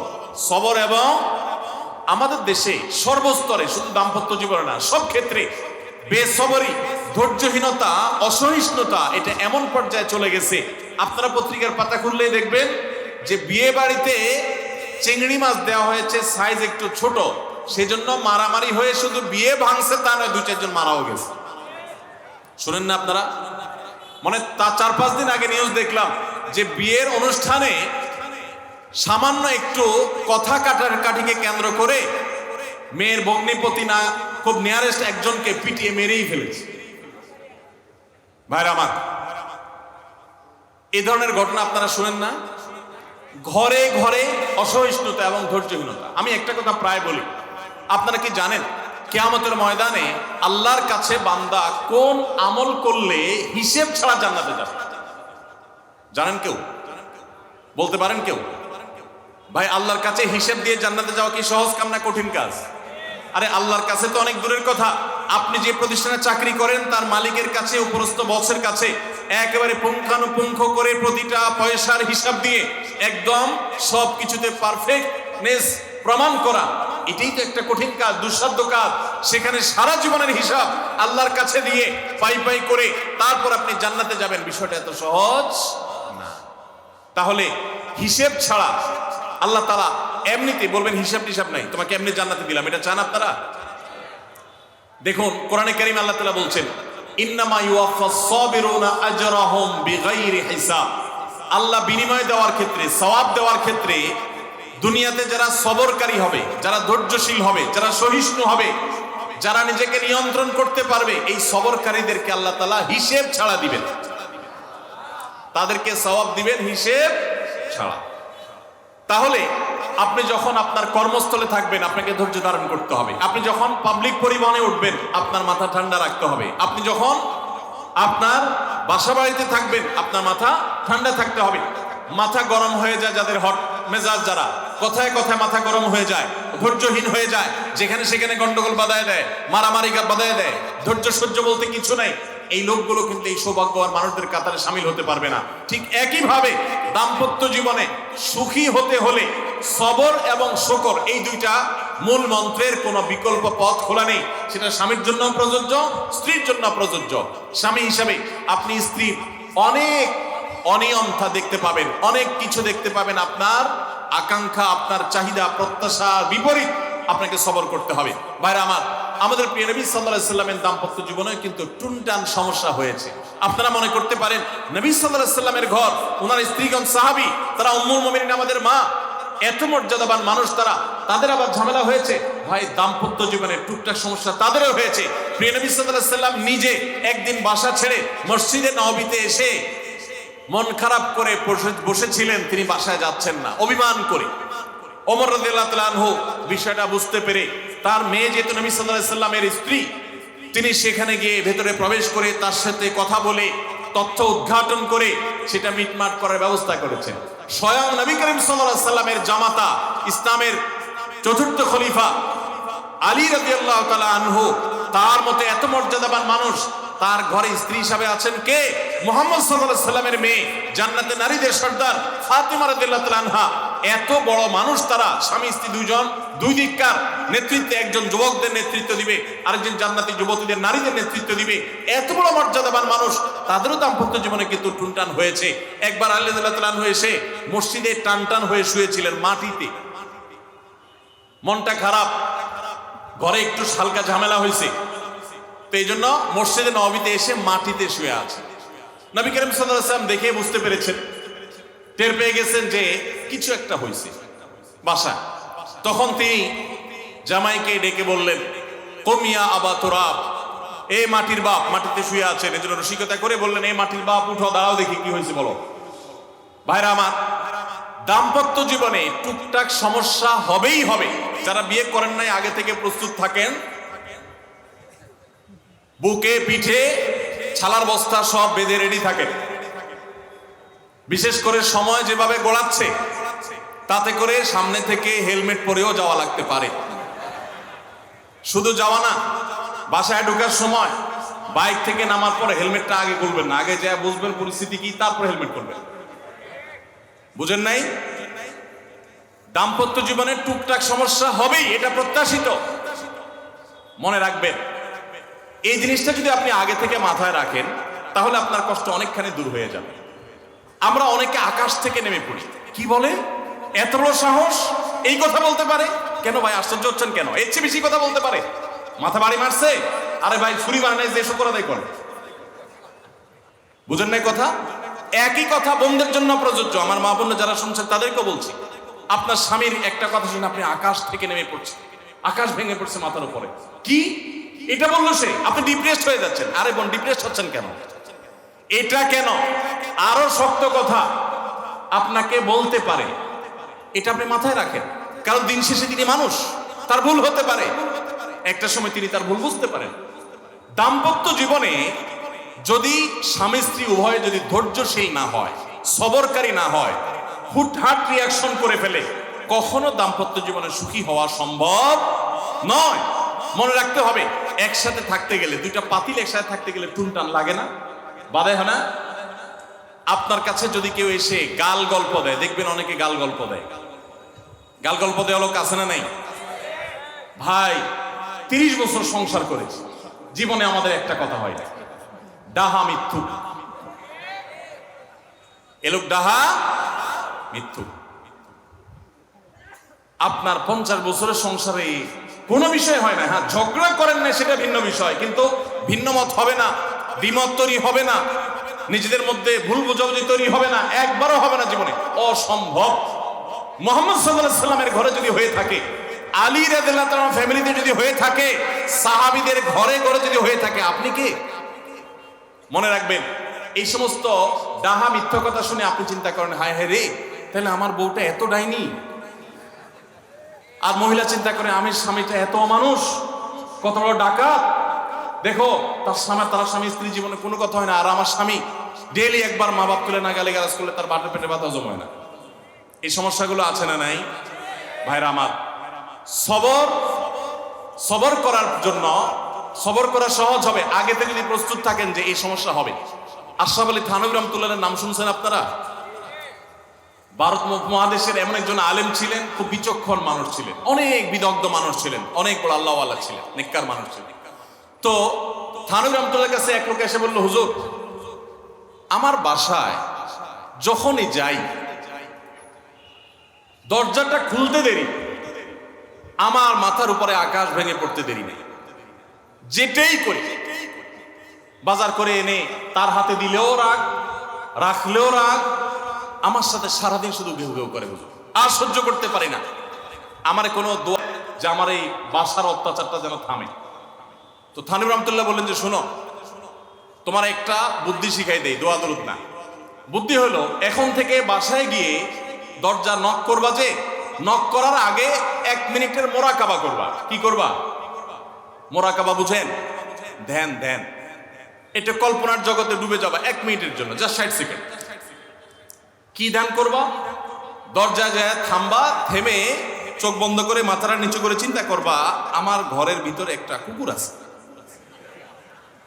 আর কুকুর মানুষ দেখলে কি করবে? ঘেউ ঘেউ করবে। অতএব এটাতে আমার রাগ হওয়ার তো কিছু নাই। কুকুর কেন ঘেউ ঘেউ করছে এটা জিজ্ঞেস করার তার এক বোকামি। অতএব এটা আমি মাথায় কিছু নেব না, ইগনোর করব। কুকুর থাকলে কুকুর তো ঘেউ ঘেউ করবে, এটা চিন্তা করে এরপরে বিসমিল্লাহ পড়ে নক করবা। তো এই বুদ্ধি অনুযায়ী পরের দিন আসছে বাসা, আগে 1 মিনিট মোরাকাবা করছে, এরপরে দরজা নক করছে। যথারীতি দরজা খোলার পরেই শুরু হয়ে গেছে যুদ্ধ, ইউক্রেন রাশিয়া, এখন ইসরায়েলিরা। যুদ্ধ শুরু হয়ে যাওয়ার পর এই লোক অন্যান্য দিন সেও টুকটাক রিয়াকশন করে, হাতাহাতি, বকাবকি, দুই পক্ষ থেকে টুকটাক হামলা পাল্টা হামলা হতো। কিন্তু আজকে সেই লোকটা আর হামলা টামলা তার করা দূরের কথা, উল্টা সে মিটমিট করে হাসতেছে এবং একটা পর্যায়ে আর নিয়ন্ত্রণ করতে না পারে ফিক করে হাসেই দিচ্ছে। এবার বউ চিন্তা করতেছে কাহিনী কি? কারণ যারা ঝগড়া করে তাদের সাথে পাল্টা ঝগড়া না করলে কিন্তু মেজাজ গরম হয়। কদিন আগে শুনছেন না পত্রিকা যে এক মহিলা স্বামীর ডিভোর্স দিছে, কেন? কারণ স্বামী ঝগড়া করে না। কদিন আগে পত্রিকা দেখছে। এই মহিলা যখন দেখছে স্বামী হাইসা দিছে, সে এবার ঝগড়া টগড়া থামায়া বলতেছে, ঠান্ডা মাথা বলছে, কাহিনী কি বলো তো, তুমি হাসতেছো কেন? বল না না কিছু না, কিছু। সে তো বলবে না। স্বামী মনে করছে হয়তো অন্য কোনো কাহিনী আছে, কোনোভাবে উদ্ধার করতে পারে নাই। পরের দিন আবার সেম কাহিনী, আবারও হেসে দিচ্ছে। মহিলা চিন্তা করছে ব্যাপার কি? বলে না, আজকে তো তোমার একদিন কি আমার একদিন, বলতেই হবে তোমার। কেন তুমি হাসতেছো? আমার ঝগড়ার বিনিময়ে তুমি ঝগড়া না করে হাসতেছো, অপমান করতেছো। আমার ঝগড়া কোনো দাম নাই? আমি কি কথা বলতেছি না, এগুলো কোনো মূল্য নাই? যখন চেতে যাচ্ছে এবার বলতেছে, শোনো, তুমি যেহেতু জোরই করতেছো, তাইলে আমি বলি, আমি গেছি এক হুজুরের কাছে, হুজুর আমার এই বুদ্ধি শিখাই দিছে, আমি সেই বুদ্ধি অনুযায়ী চিন্তা করি। এখন আমি চোখের সামনে যখন চিন্তা করি যে কুকুর গেউ করতেছে, আমার হাসি আসে। বউ চিন্তা করে, কি বললা তুমি? তাহলে তুমি এই মনে করো আমারে? এবার থেকে বেচারে ঝগড়া করার আগেই তা থেমে যায়, চিন্তা করে হায় হায়, আমি ঝগড়া করলে তো সে মনে মনে আমার ওইটা চিন্তা করে। বুঝতে পারছেন? দাম্পত্য জীবনে একটু বুদ্ধিশুদ্ধি করে না চললে, শুধুমাত্র সোজা হয়ে দোয়া দরুদ পড়বে না, সব সোজা হয়ে যাবে, শরীর মধ্যে এত সোজা না। একটু বুদ্ধিশুদ্ধি খাটায় চলতে হয় এবং সবর করতে হয়। এই যে ভদ্রলোক যদি সবর না করতেন, তাহলে মারামারি কাটাকাটি করে কখনো সমাধান হয় না। স্বামী স্ত্রী উভয়কেই আমরা এই যে ঘটনা বলেছি, এই ঘটনার মাধ্যমে কাউকে ছোট করার উদ্দেশ্য না, জাস্ট বোঝানোর উদ্দেশ্য। এটা বিপরীত দিক থেকেও হতে পারে যে আমরা সবর করতে হবে দাম্পত্য জীবনে। তাহলে আগে থেকে যদি এই ঘটনা বলার উদ্দেশ্য হলো যে এই ভদ্রলোক আগে থেকে যখন অপেক্ষা করছে যে হ্যাঁ অনাকাঙ্ক্ষিত কিছু হতেই পারে, তখন এটার জন্য প্রস্তুত থাকার কারণে আর তার ঝামেলা বাড়ে নাই, বরং কমছে। এখন আপনি যদি আগে থেকে প্রস্তুত থাকেন, দাম্পত্য জীবনে টুকটাক সমস্যা হবেই। দুই ঘরে দুইজন মানুষ একসাথ হয়েছি, বহু কিছুতে গরমিল হবে। অতএব আমরা সবর করব, ধৈর্য ধারণ করব, ভালো দিনগুলো দেখব। প্রিয় নবী সাল্লাল্লাহু আলাইহি সাল্লাম বলেছেন, তুমি তোমার স্ত্রীর কোনো কিছু দেখে যদি রাগান্বিত হও, তুমি তোমার স্বামীর কিছু দেখে যদি মেজাজ গরম হয়, তো মনে রাখবা তার অনেক গুণ আছে যেটা দেখলে তোমার ভালো লাগা কাজ করবে। কারণ একটা মানুষ এমন নাই পৃথিবীতে যার সব গুণ খারাপ, একটা গুণও ভালো নাই। একজন আস্ত ডাকাতও যদি হয়, আস্ত পাপিষ্ট মানুষও যদি হয়, খারাপ মানুষও যদি হয়, তার ভিতরও কোনো না কোনো ভালো গুণ অবশ্যই আছে।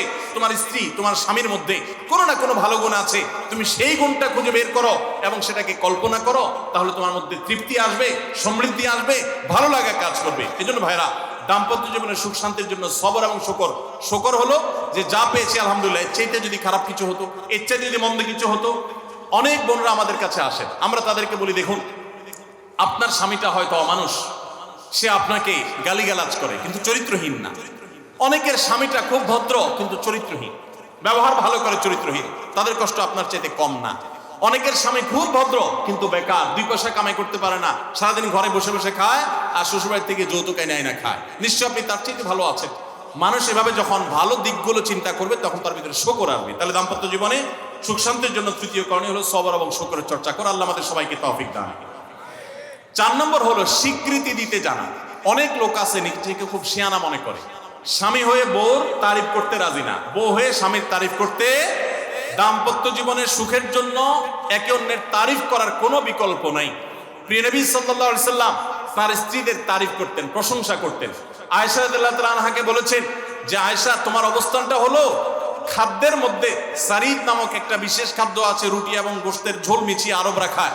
নবী সাল্লাল্লাহু আলাইহি সাল্লাম বলেছেন, সারিদ এই খাদ্যটা যেরকম খুব প্রিয় অন্য সব খাদ্যের চাইতে আমার কাছে, অন্য সব নারীদের চাইতে তুমি আমার কাছে সেরকম প্রিয়। আপনারা জানেন স্বামী স্ত্রী একে অন্যের সাথে মিথ্যা কথা বলা, বউয়ের সাথে মিথ্যা কথা বলা, মিথ্যা কথা বলে সব ধরনের মিথ্যা কথা না, পামপট্টিমূলক মিথ্যা কথা বলা, প্রশংসামূলক মিথ্যা কথা বলা, এটা জায়েজ আছে। মিথ্যা কথা বলা কোথাও কিন্তু জায়েজ নাই। মিথ্যা কথা বলা ইসলামে জঘন্য অপরাধ। কিন্তু স্বামী স্ত্রী পরস্পরের সাথে প্রশংসামূলক, যেটাকে সহজ বাংলায় পামপট্টি বললাম, এই পামপট্টিমূলক বা প্রশংসামূলক মিথ্যা কথা বলা জায়েজ আছে। কিরকম?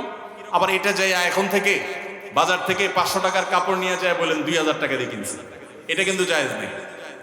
কেন জায়েজ নাই? কারণ কোনোভাবে যদি ওই 500 টাকার ট্যাগ মহিলা ধরে ফেলতে পারে তাহলে মায়ের কিন্তু একটাও নিচে পড়বে না, বলবে মৃত্যুকের পুত মৃত্যুক, সারা জন্মে কাম করে আসছোস, তাইলে ওই রকম মিথ্যা কথা বলা যাবে না। আমার পরিচিত এক লোক আছে, সরকারি একজন কর্মকর্তা বড়, উনি বলেন যে মহিলাদেরকে বাজার করে খুশি করার মতো কঠিন কাজ আরেকটা খুব কম আছে। যারা সংসার করেন তারা জানেন। কারণ আমি একটা কথা প্রায় বলি, দুনিয়াতে বহু বুদ্ধিমান মানুষ আছে, বহু চালাক মানুষ আছে, কিন্তু একটাও চালাক বা বুদ্ধিমান স্বামী আছে বলে আমার মনে হয় না পৃথিবীতে। বুঝা ঠিক বলছেন? বহু চালাক বুদ্ধিমান মানুষ দুনিয়াতে আছে, কিন্তু কোনো চালাক বা বুদ্ধিমান স্বামী দুনিয়াতে। তার মানে কি? প্রত্যেকটা বউয়ের কাছে তার স্বামীটা হলো আস্ত বেকুব। যত বড় শিক্ষিত হোক, যত বড় রাজনীতিবিদ হোক, যত বড় মাথাওয়ালা হোক, যত বড় শেয়ানা হোক, যত বড় ব্যবসায়ী হোক, বউয়ের কাছে বউগুলা, সব বউরা, মহিলারা মনে করে কি এই বেটা বেকুব। ম্যাক্সিমাম ক্ষেত্রে এটার ভিতরে আলাদা একটা আনন্দ আছে। বউয়ের কাছে বেশি শেয়ানা সাজার ভিতরে বেশি আনন্দ নাই। পরিবারের কাছে বেশি শেয়ানামি করতে হয় না, সেখানে বোকা সাজার ভিতরে একটা আনন্দ আছে। যাই হোক, তো ওই যে ভদ্রলোকের কথা বলছিলাম, বাজারের কথা বলছিলাম, যে বাজার করে মহিলাদের খুশি করা খুব কঠিন। আপনি গোশত কিনেন, মাছ কিনেন, যাই কিনেন, তারা খুব কমে সন্তুষ্ট থাকে বেশিরভাগ ক্ষেত্রে। সব মেয়েদের কথা বলছি না। কেন সন্তুষ্ট থাকে না? কারণ তারা আশা করে আরো কম দামে কিনবেন, আরো কম দামে কিনবেন। আপনি জিতে গেলে তারা খুশি, হেরে গেলে আপনারা বকা দিবে সে। তো এক সরকারি কর্মকর্তা, বড় কর্মকর্তা, আমাকে বলতেছিলেন যে দেখেন, আমি সারা জীবন বাজার করি আর বইয়ের বকা শুনি। আমি চলে যাওয়ার পর আমার অফিসের একজন কেরানি আছে, তাকে দায়িত্ব দিছি বাজার টাজার করার জন্য। এই লোক বাজার করার পর আমার বউ বিরাট খুশি, বলে যে তার নাম ধরে বলতেছে, অমুক বাজার করলে প্রতিদিন ঠিক মতো বাজার করে, দাম দস্ত ঠিকঠাক থাকে, মাপজোপ সব ঠিকঠাক থাকে, তোমারে প্রতিদিন ধরায় দেয় দোকানদার, কমায় দেয়। 2 কেজির গোশত আমার কাছে মনে হয় 1.5 কেজি দিছে, ওজন কম দিছে মনে হয়, নজরে উঠে না। তো লোকটা বলেছে আমার খুব সন্দেহ হলো, একই দোকান থেকে আমিও আনি, সেও আনে, আর আমার তো ঠকানোর কথা না, পরিচিত দোকানদার। তাহলে মহিলা এই কথা বললো, তার ব্যাপারে কাহিনীটা কি? তারা ডেকে বলছে, বলো তো কাহিনী কি, সিক্রেটটা কি? তো লোকটা বলতেছে যে স্যার, সত্য বলতে কি, আমি গোশত 3 কেজি কিনলে ম্যাডামকে বলতাম 2 কেজি, 1000 টাকা কিনলে ম্যাডামরা বলতাম 500 টাকা। টাকা তো আপনি দিবেন, আপনার সাথে বোঝাপড়া হবে, কিন্তু আমি জানি বাসায় এটা বললে বউরা খুশি থাকে। তো এই জন্য আমি একটু কমায় কমায় বলি দাম, আর জিনিস কমায় কমায় বলি। তখন সে প্রতিদিন 2 কেজি মাংস যেটা দেখে আপনি আনেন, আজকে দেখে যে সে 1 কেজি মাংস ওই পরিমাণ, তখন সে তো খুশি হবেই স্যার। তখন ওই লোকটা বলতেছে, দেখেন সে এইটা করে আমার গোটা সংসারে আগুন ধরাই দিচ্ছে। তো এইভাবে মিথ্যা কথা বলা কিন্তু জায়েজ নাই। কোন মিথ্যা কথা বলা জায়েজ আছে?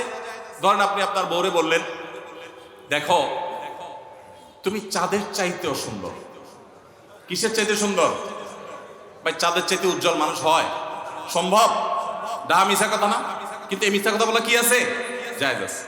সৌদি আরবের একজন আলেম ডক্টর আয়েজ আল কারনি, মুসলিম বিশ্বের সবচেয়ে জনপ্রিয় আলেমদের মধ্যে একজন, ওনার একটা বক্তব্য আমি শুনেছি, অত্যন্ত চমৎকার কথা বলেন এবং দারুণ দারুণ টিপস দিয়ে থাকেন। উনি বলেন যে একটা ইউনিভার্সিটি প্রোগ্রামে স্টুডেন্টদের সামনে উনি বলছিলেন যে আমি একবার একটা আইডিয়া দিয়েছি দাম্পত্য জীবনের সুখ শান্তির জন্য। বলেন যে এটা ইমপ্লিমেন্ট করে অনেকেই সুফল পেয়েছেন, আমাকে ব্যক্তিগতভাবে জানিয়েছেন। টিপসটা কি? টিপসটা হলো উনি বললেন যে বাসায় ঢুকে মাঝে মধ্যে, সবসময় করলে আবার মাইর ধরে খাবেন, যখন দেখবেন বউয়ের মুড টুট ভালো আছে, বাসায় ঢুকে আস্তে করে লাইটের সুইচটা অফ করে দিবেন। তখন বলবে, কি ব্যাপার লাইট বন্ধ করলা কেন? তখন বলবেন যে দেখো বাসায় আসলে তোমার চেহারার উজ্জ্বলতা থাকলে আর এই লাইটটার দরকার হয় না। মহিলা ধরে ফেলবে যে আপনি পাম্পটে দিচ্ছেন, বাতাস দিচ্ছেন, কিন্তু পাম্প যাকে দেন সে যতই বুঝুক না কেন কিছু না কিছু কাজ হয়, কিছু না কিছু। একেবারে শতভাগ যদি বুঝে কাউকে প্রশংসা করছেন, সে বুঝে, তারপরে সে একটু খুশি হয়, ভালো লাগে। তো উনি বললেন যে শরবত বানায় আনছে বউয়ে, তখন বলবেন দেখো চিনি দিও না, চিনি দিও না। তারপর বউরে বলবেন যে আঙ্গুলটা একটু চুবাই দাও। কেন? কারণ তুমি আঙ্গুলটা চুবাই দিলে ওটা চিনি চেনে বেশি মিষ্টি লাগে।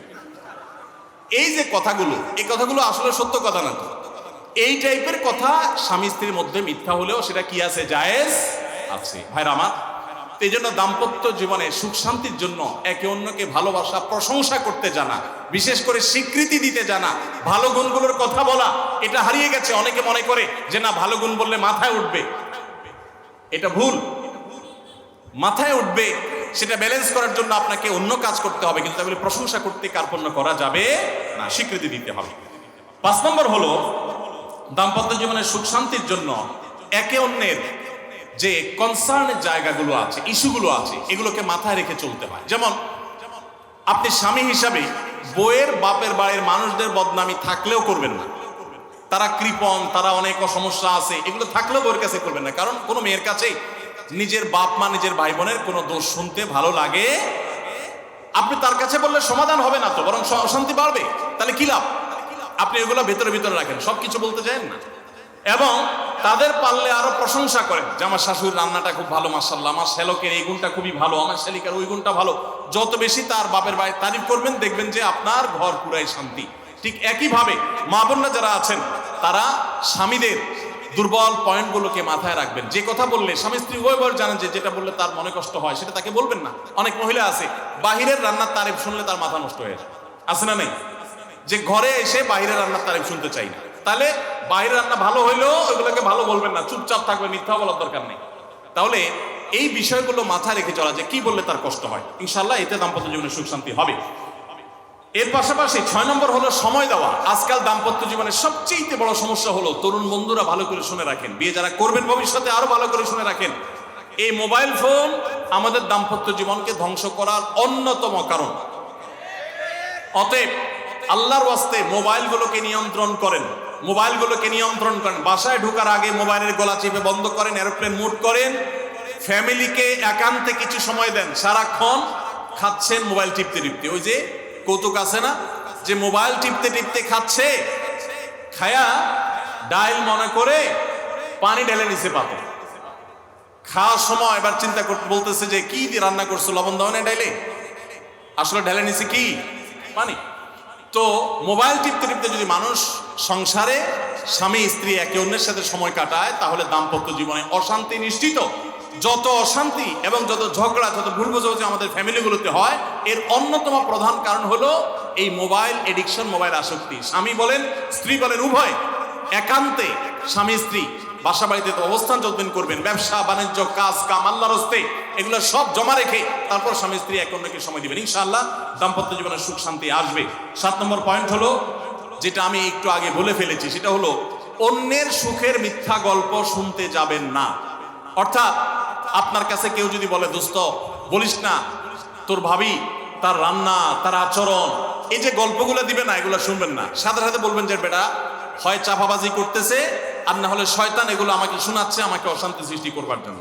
মহিলাদের ক্ষেত্রে এটা প্রযোজ্য, যে অনেক মহিলা এসে বলবে, ভাবি আপা কি বলবো, আর আপনার ভাই এত কেয়ারিং, কি যে যত্ন করে আমারে, আমার দিক খুব খেয়াল রাখে, একটু সমস্যা হতে দেয় না, বাইরে গেলে একটু পর পর ফোন দিয়ে মেসেজ দিয়ে খবর নেয়। বুঝবেন যে সাক্ষাৎ শয়তান হাজির হয়ে গেছে। এই লোক হয়তো সৎ উদ্দেশ্যে বলছে, কিন্তু শয়তান তাকে দিয়ে বলাচ্ছে আপনাকে অশান্তিতে ফেলার জন্য। মনে রাখবেন, যারা নিজেদের তারিফ করে তারা হয়তো পজিটিভ মানুষ দেখে তারিফ করে, তাদের সংসারে এমন এমন অশান্তি হয় যেগুলো হয়তো আপনাদের হয় না, শুধুমাত্র শয়তান ওইগুলো আপনার সামনে হাজির করছে। খবরদার, ওইগুলো দেখে খুব সহজে একে অন্যের প্রতি জাজমেন্ট করতে যাবেন না। তাহলে দাম্পত্য জীবনে সুখ শান্তির জন্য অন্যের সুখের মিথ্যা গল্প শুনতে যাবেন না। যদি সত্য গল্পও হয়, তবুও মনে রাখবেন যে হয়তো সে একটা দিক তুলে ধরছে, তাদের আরো চ্যাপ্টার আছে, সেটা তারা তুলে ধরছে না। তাদের চাইতে আমরা আলহামদুলিল্লাহ কম সুখে নেই, নিজেদের পজিটিভ গুলো দেখার চেষ্টা করবেন। 8 নম্বর, ক্ষমা করতে শেখা। দেখুন, ক্ষমা করতে না পারলে দাম্পত্য জীবনে কেন, কোন জীবনে আপনি কখনো সুখী হতে পারবেন না। সবকিছুকে অনেক বড় করে দেখবেন না, অনেক কিছুকে ক্লোজ করবেন, ছোট করবেন। এবং মনে রাখবেন, আল্লাহ তাআলা ক্ষমাশীলকে ভালোবাসেন। কোরআনে আল্লাহ তাআলা একাধিক জায়গা বলেছেন, যারা ক্ষমা করে আল্লাহ তাদেরকে ভালোবাসেন। আপনি যদি বলেন যে কতবার ক্ষমা করব, যতবার আপনি আল্লাহর কাছে ক্ষমা আশা করেন, আপনি আপনার স্ত্রীকে, আপনি আপনার স্বামীকে, আপনার জীবন সঙ্গীকে, যে কোনো মানুষকে ততবার ক্ষমা করবেন। আপনি জীবনে একই পাপ কতবার করেন, আল্লাহ মাফ করবেন আশা করেন না? তাহলে আপনার আল্লাহর বান্দাকে কেন আপনি ক্ষমা করবেন না? বিধায় ক্ষমা করা এটা শিখতে হবে। কখনো কোনো ভুল হয়েছে বুঝতে পারলে পণ্ডিতি না করে সাথে সাথে ভুল স্বীকার করা জানতে হবে, যে হ্যাঁ এটা আমি ভুল করেছি। হ্যাঁ, এটা স্বীকার করলে সে একটু মাথায় উঠে যাবে, সে একটু লাইভ হয়ে যাবে, পাক। কিন্তু এটা একটা ভালো গোল, পরবর্তীতে এটাকে ব্যালেন্স করতে পারবেন অন্যভাবে। ভুল স্বীকার করবেন। মেয়েদের সাথে বিশেষ করে যখন ঝগড়াঝাটি হয়, কোনো কিছু হয়, মনে করেন ঝগড়া তুমুল আকারে চলে গেছে, এখন আপনার স্ত্রী আপনার মৃত্যুদণ্ড জারি করবেন, জাস্ট এটা বাকি আছে।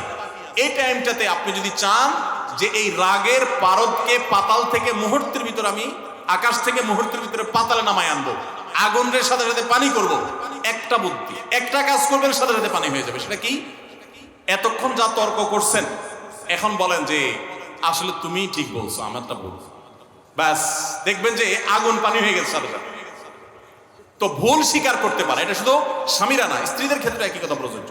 এটা অনেক বড় একটা গুণ, বিশেষ করে ক্ষমা করতে পারা। ক্ষমা করতে যারা পারে না, তাদেরকে আল্লাহ ভালোবাসেন না। আল্লাহ তাআলা বলেছেন যে আল্লাহ তাআলা ক্ষমাশীল মানুষদেরকে ভালোবাসেন। বিধায় আমরা ক্ষমা করতে শিখবো ইনশাআল্লাহ। 9 নম্বর হলো, শয়তান যে সমস্ত জায়গাতে ধোঁকা দেয়, এই জায়গাগুলোকে ক্লিয়ার রাখা। যেমন একটা পয়েন্ট বলি, স্বামী স্ত্রীর মধ্যে কিছু কিছু জিনিস প্রাইভেট থাকতে পারে। আপনার স্ত্রী আপনার শ্বশুর বাড়িতে ফোনে কথা বলেছে, কি বলেছে, আম্মা তোমার সাথে কি বলেছে, তোমার আব্বা কি বলেছে, তোমার ভাই কি বলেছে, ব্যক্তিগত বিষয়গুলো খুব বেশি খোঁচাখুচি করে জানতে যাবেন না। এগুলো জানতে গেলে অশান্তি হবে। এবং অনেক সময় দেখা যেতে পারে কোনো কিছু দেখে আপনার সন্দেহ হয়েছে, তাহলে এটা পেটের ভিতর রাখবেন না। আবার খারাপভাবে উপস্থাপন না করে সুন্দরভাবে উপস্থাপন করেন যে আমার কাছে এরকম মনে হয়েছে, তাতে সাময়িক ঝগড়া হোক, কিন্তু আপনি ক্লিয়ার হয়ে যাবেন এবং নিজেদের মধ্যে কোনো ঝামেলা থাকবে না। শয়তান বিশেষ করে ওয়াসওয়াসা, কুমন্ত্রণা, সন্দেহের রোগ দিয়া দাম্পত্য জীবনে সবচেয়ে বেশি অশান্তি তৈরি করে। এই জন্য সন্দেহকে কোনো স্থান দিবেন না। যখনই সন্দেহ আসবে বুঝবেন যে শয়তান এটা সৃষ্টি করছে। সর্বশেষ 10 নম্বর হলো, শাসন করার যদি কখনো দরকার হয়, স্বামী হোক আর স্ত্রী হোক বা সাধারণ মানুষের ক্ষেত্রে এটা প্রযোজ্য, রাগের মাথায় কখনো শাসন করবেন না। শাসন করতে হলে মাথা গরম হয়ে গেছে, একটু সবর করবেন, ঠান্ডা মাথায়, শীতল মাথায় তারপরে শাসন করবেন। যখন রাগ উঠছে তখন কিছু বলতে যাবেন না। আপনার রাগ উঠছে আজকে, আপনি নিয়ত করেন আগামী 24 ঘন্টা পর এটার আমি বিচার করব, একটা বিহিত করব, এটার আমি কিছু একটা করে ছাড়বো। 24 ঘন্টা টাইম নেন, ইনশাআল্লাহ আপনি নিশ্চিত থাকেন 24 ঘন্টা পর যদি আপনি এটা নিয়ে বসেন, তাহলে আপনার এই বসাটা অনেক বেশি হবে ন্যায়সঙ্গত। এটাতে কোনো প্রকার সীমালঙ্ঘন থাকবে না, রাগের চোটে অন্যায় আচরণ হবে না, জুলুম হবে না, বাড়াবাড়ি হবে না, যথাযথ শাসন হবে। যেই কোনো মানুষের ক্ষেত্রে এটা প্রযোজ্য। আপনার একটা ছেলে এমন কোন অন্যায় কাজ করছে, আপনি এখন তাকে মাথা হট হয়ে গেছে, এখন শাসন করতে গেলে জুলুম হয়ে যেতে পারে, একটু সবর করেন, সময় নেন, দেখবেন রাগটা প্রশমিত হয়ে লেভেলে চলে আসছে। এরপর যদি শাসন করেন দেখবেন জুলুম হবে না। তো স্বামী স্ত্রী উভয়ের ক্ষেত্রে একই কথা প্রযোজ্য। ঝগড়া যখন করতে মন চায়, মেজাজ যখন গরম হয়, তখন না করে একটু পরে করেন। আমি সৌদি আরবে প্রবাসে যখন ছিলাম আমি দেখেছি অনেক বাংলাদেশি ভাইরা, তখন নেটের এত বেশি প্রচলন ছিল না, তারা মোবাইলে একটার পর একটা কার্ড রিচার্জ করতো 50 রিয়াল 100 রিয়াল দিয়া। কেন? শুধুমাত্র বউয়ের সাথে ঝগড়া করার জন্য। কিসের জন্য? কারণ কথা বলতেছে, মনে করেন কোন একটা বিষয় নিয়ে তুমুল বিশ্বযুদ্ধ বেঁধে গেছে দুজনের, এখন এই পাশ থেকে ওই পাশ থেকে কথা চালাচালি ঝগড়াঝাটি চলতেছে, চিল্লানি চেঁচামেচি, হঠাৎ করে লাইন কেটে গেছে, ব্যালেন্স শেষ, দৌড় দিয়ে চলে গেছে দোকানে, এই তাড়াতাড়ি একটা কার্ড দেন ভাই, তাড়াতাড়ি রিচার্জ করতেছে। কেন? তাকে এখন কি করতে হবে? অসমাপ্ত ঝগড়ার সেকেন্ড ইনিংস শেষ করতে হবে। আবার কার্ড শেষ হয়ে যাচ্ছে, ইনিংস ঘোষণা হয়ে গেছে, আবার যায় সে কার্ড রিচার্জ করে থার্ড ইনিংসে ঝগড়া করছে। কত বড় বেকুব চিন্তা করে, কত বড় নির্বুদ্ধিতা। এই ঝগড়াটা স্বামী স্ত্রী দুজন দুই জায়গায় থাকেন, ফোনে যদি ঝগড়া হয়, আমি বুদ্ধি দেই যে ফোনটা যখনই দেখলেন যে ঝগড়া শুরু হয়ে গেছে, তখন সাথে সাথে মোবাইলটা অফ করে ফেলেন। অফ করে 3 দিন মাত্র রাখেন, অন্য একটা নাম্বার বাটন ফোন দিয়ে আপাতত অফিসের কাজ কাম ছাড়েন, আর বইয়ের সাথে যোগাযোগের নাম্বারটা 3 দিনের জন্য বন্ধ রাখেন। 3 দিন পরে মোবাইলটা আস্তে করে ওপেন করে এবার নিয়তি করেন যে ঝগড়া এটাই হবে। বরে বলবেন, দেখো তোমার সাথে ঝগড়া এখানে এই পর্যন্ত থামতেছে, আমরা এখান থেকে আবার শুরু করবো ইনশাল্লাহ 3 দিন পর।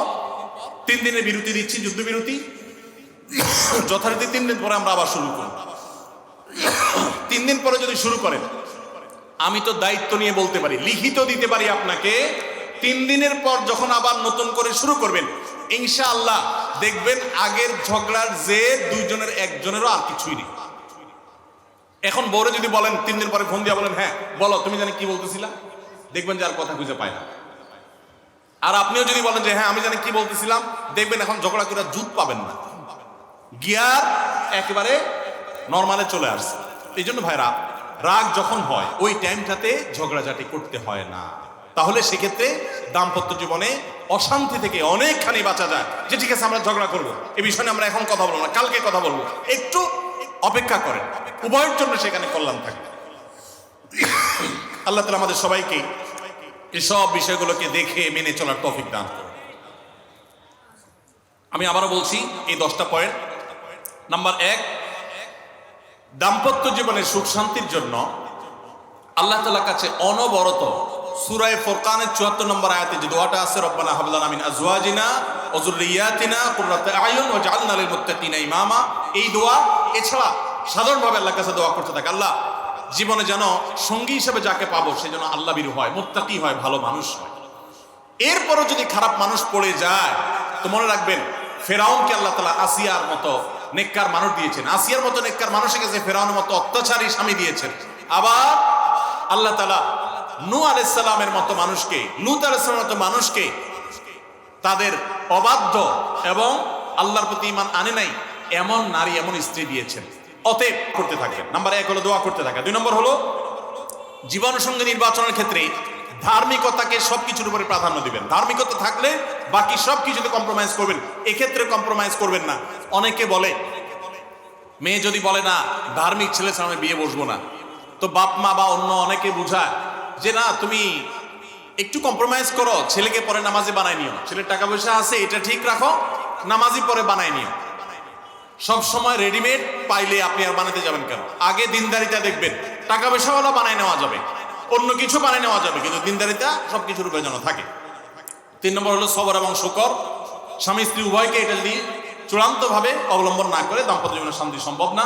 4 নম্বর হলো একে অন্যের ভালো কাজগুলোর স্বীকৃতি দিতে জানতে হবে এবং প্রশংসা করতে জানতে হবে। এটা অনেক বড় একটা গুণ স্বামী স্ত্রী, পরস্পরের প্রশংসা করতে পারা, এবং প্রশংসা করাটা একটা ভালো গুণ স্বামী স্ত্রীর। প্রশংসা করতে গিয়ে মিথ্যা বললে, বাড়িয়ে বললেও সেটা গুনাহ হবে না, স্বামী স্ত্রীর ক্ষেত্রে শুধুমাত্র এটা স্পেশাল। আর 5 নম্বর হলো স্বামী স্ত্রী পরস্পরের দুর্বল জায়গাগুলোতে আঘাত করা যাবে না। যে জিনিসটা কথা বললে তিনি মনে কষ্ট পান, ওইটা তাকে বলা যাবে না, ওইগুলো থেকে এড়িয়ে চলতে হবে। যে এই বিষয়ে তিনি কথা বলতে চান না, স্বামী তার মায়ের বিষয়ে যদি বলে রাগ হয়ে যান, তাহলে বিষয়ে আমি কোনো কথা বলবো না, ভুল থাকলেও সেগুলো দেখো না দেখার ভান করবো, সবর করবো। আর 6 নম্বর হলো স্বামী স্ত্রী একে অন্যকে সময় দিবেন। সময় যদি দেন, এখন মহিলারাও সময় দেন না, পুরুষরাও সময় দেন, এই জন্যই ভুল বোঝাবুঝি তৈরি হয়, দূরত্ব তৈরি হয়। এখন ভালোবাসা আদান প্রদান করার জন্য SMS, হোয়াটসঅ্যাপ, মেসেঞ্জার, বিভিন্ন রকমের যোগাযোগের মাধ্যম আছে, ফোন আছে, ভিডিও কল আছে। এত মাধ্যম থাকা সত্ত্বেও ভালোবাসা কম। এর অন্যতম কারণ হলো যে সব কিছু এখন অনলাইন করে ফেলছি আমরা, একান্তে একে অন্যকে আমরা সময় দেই না।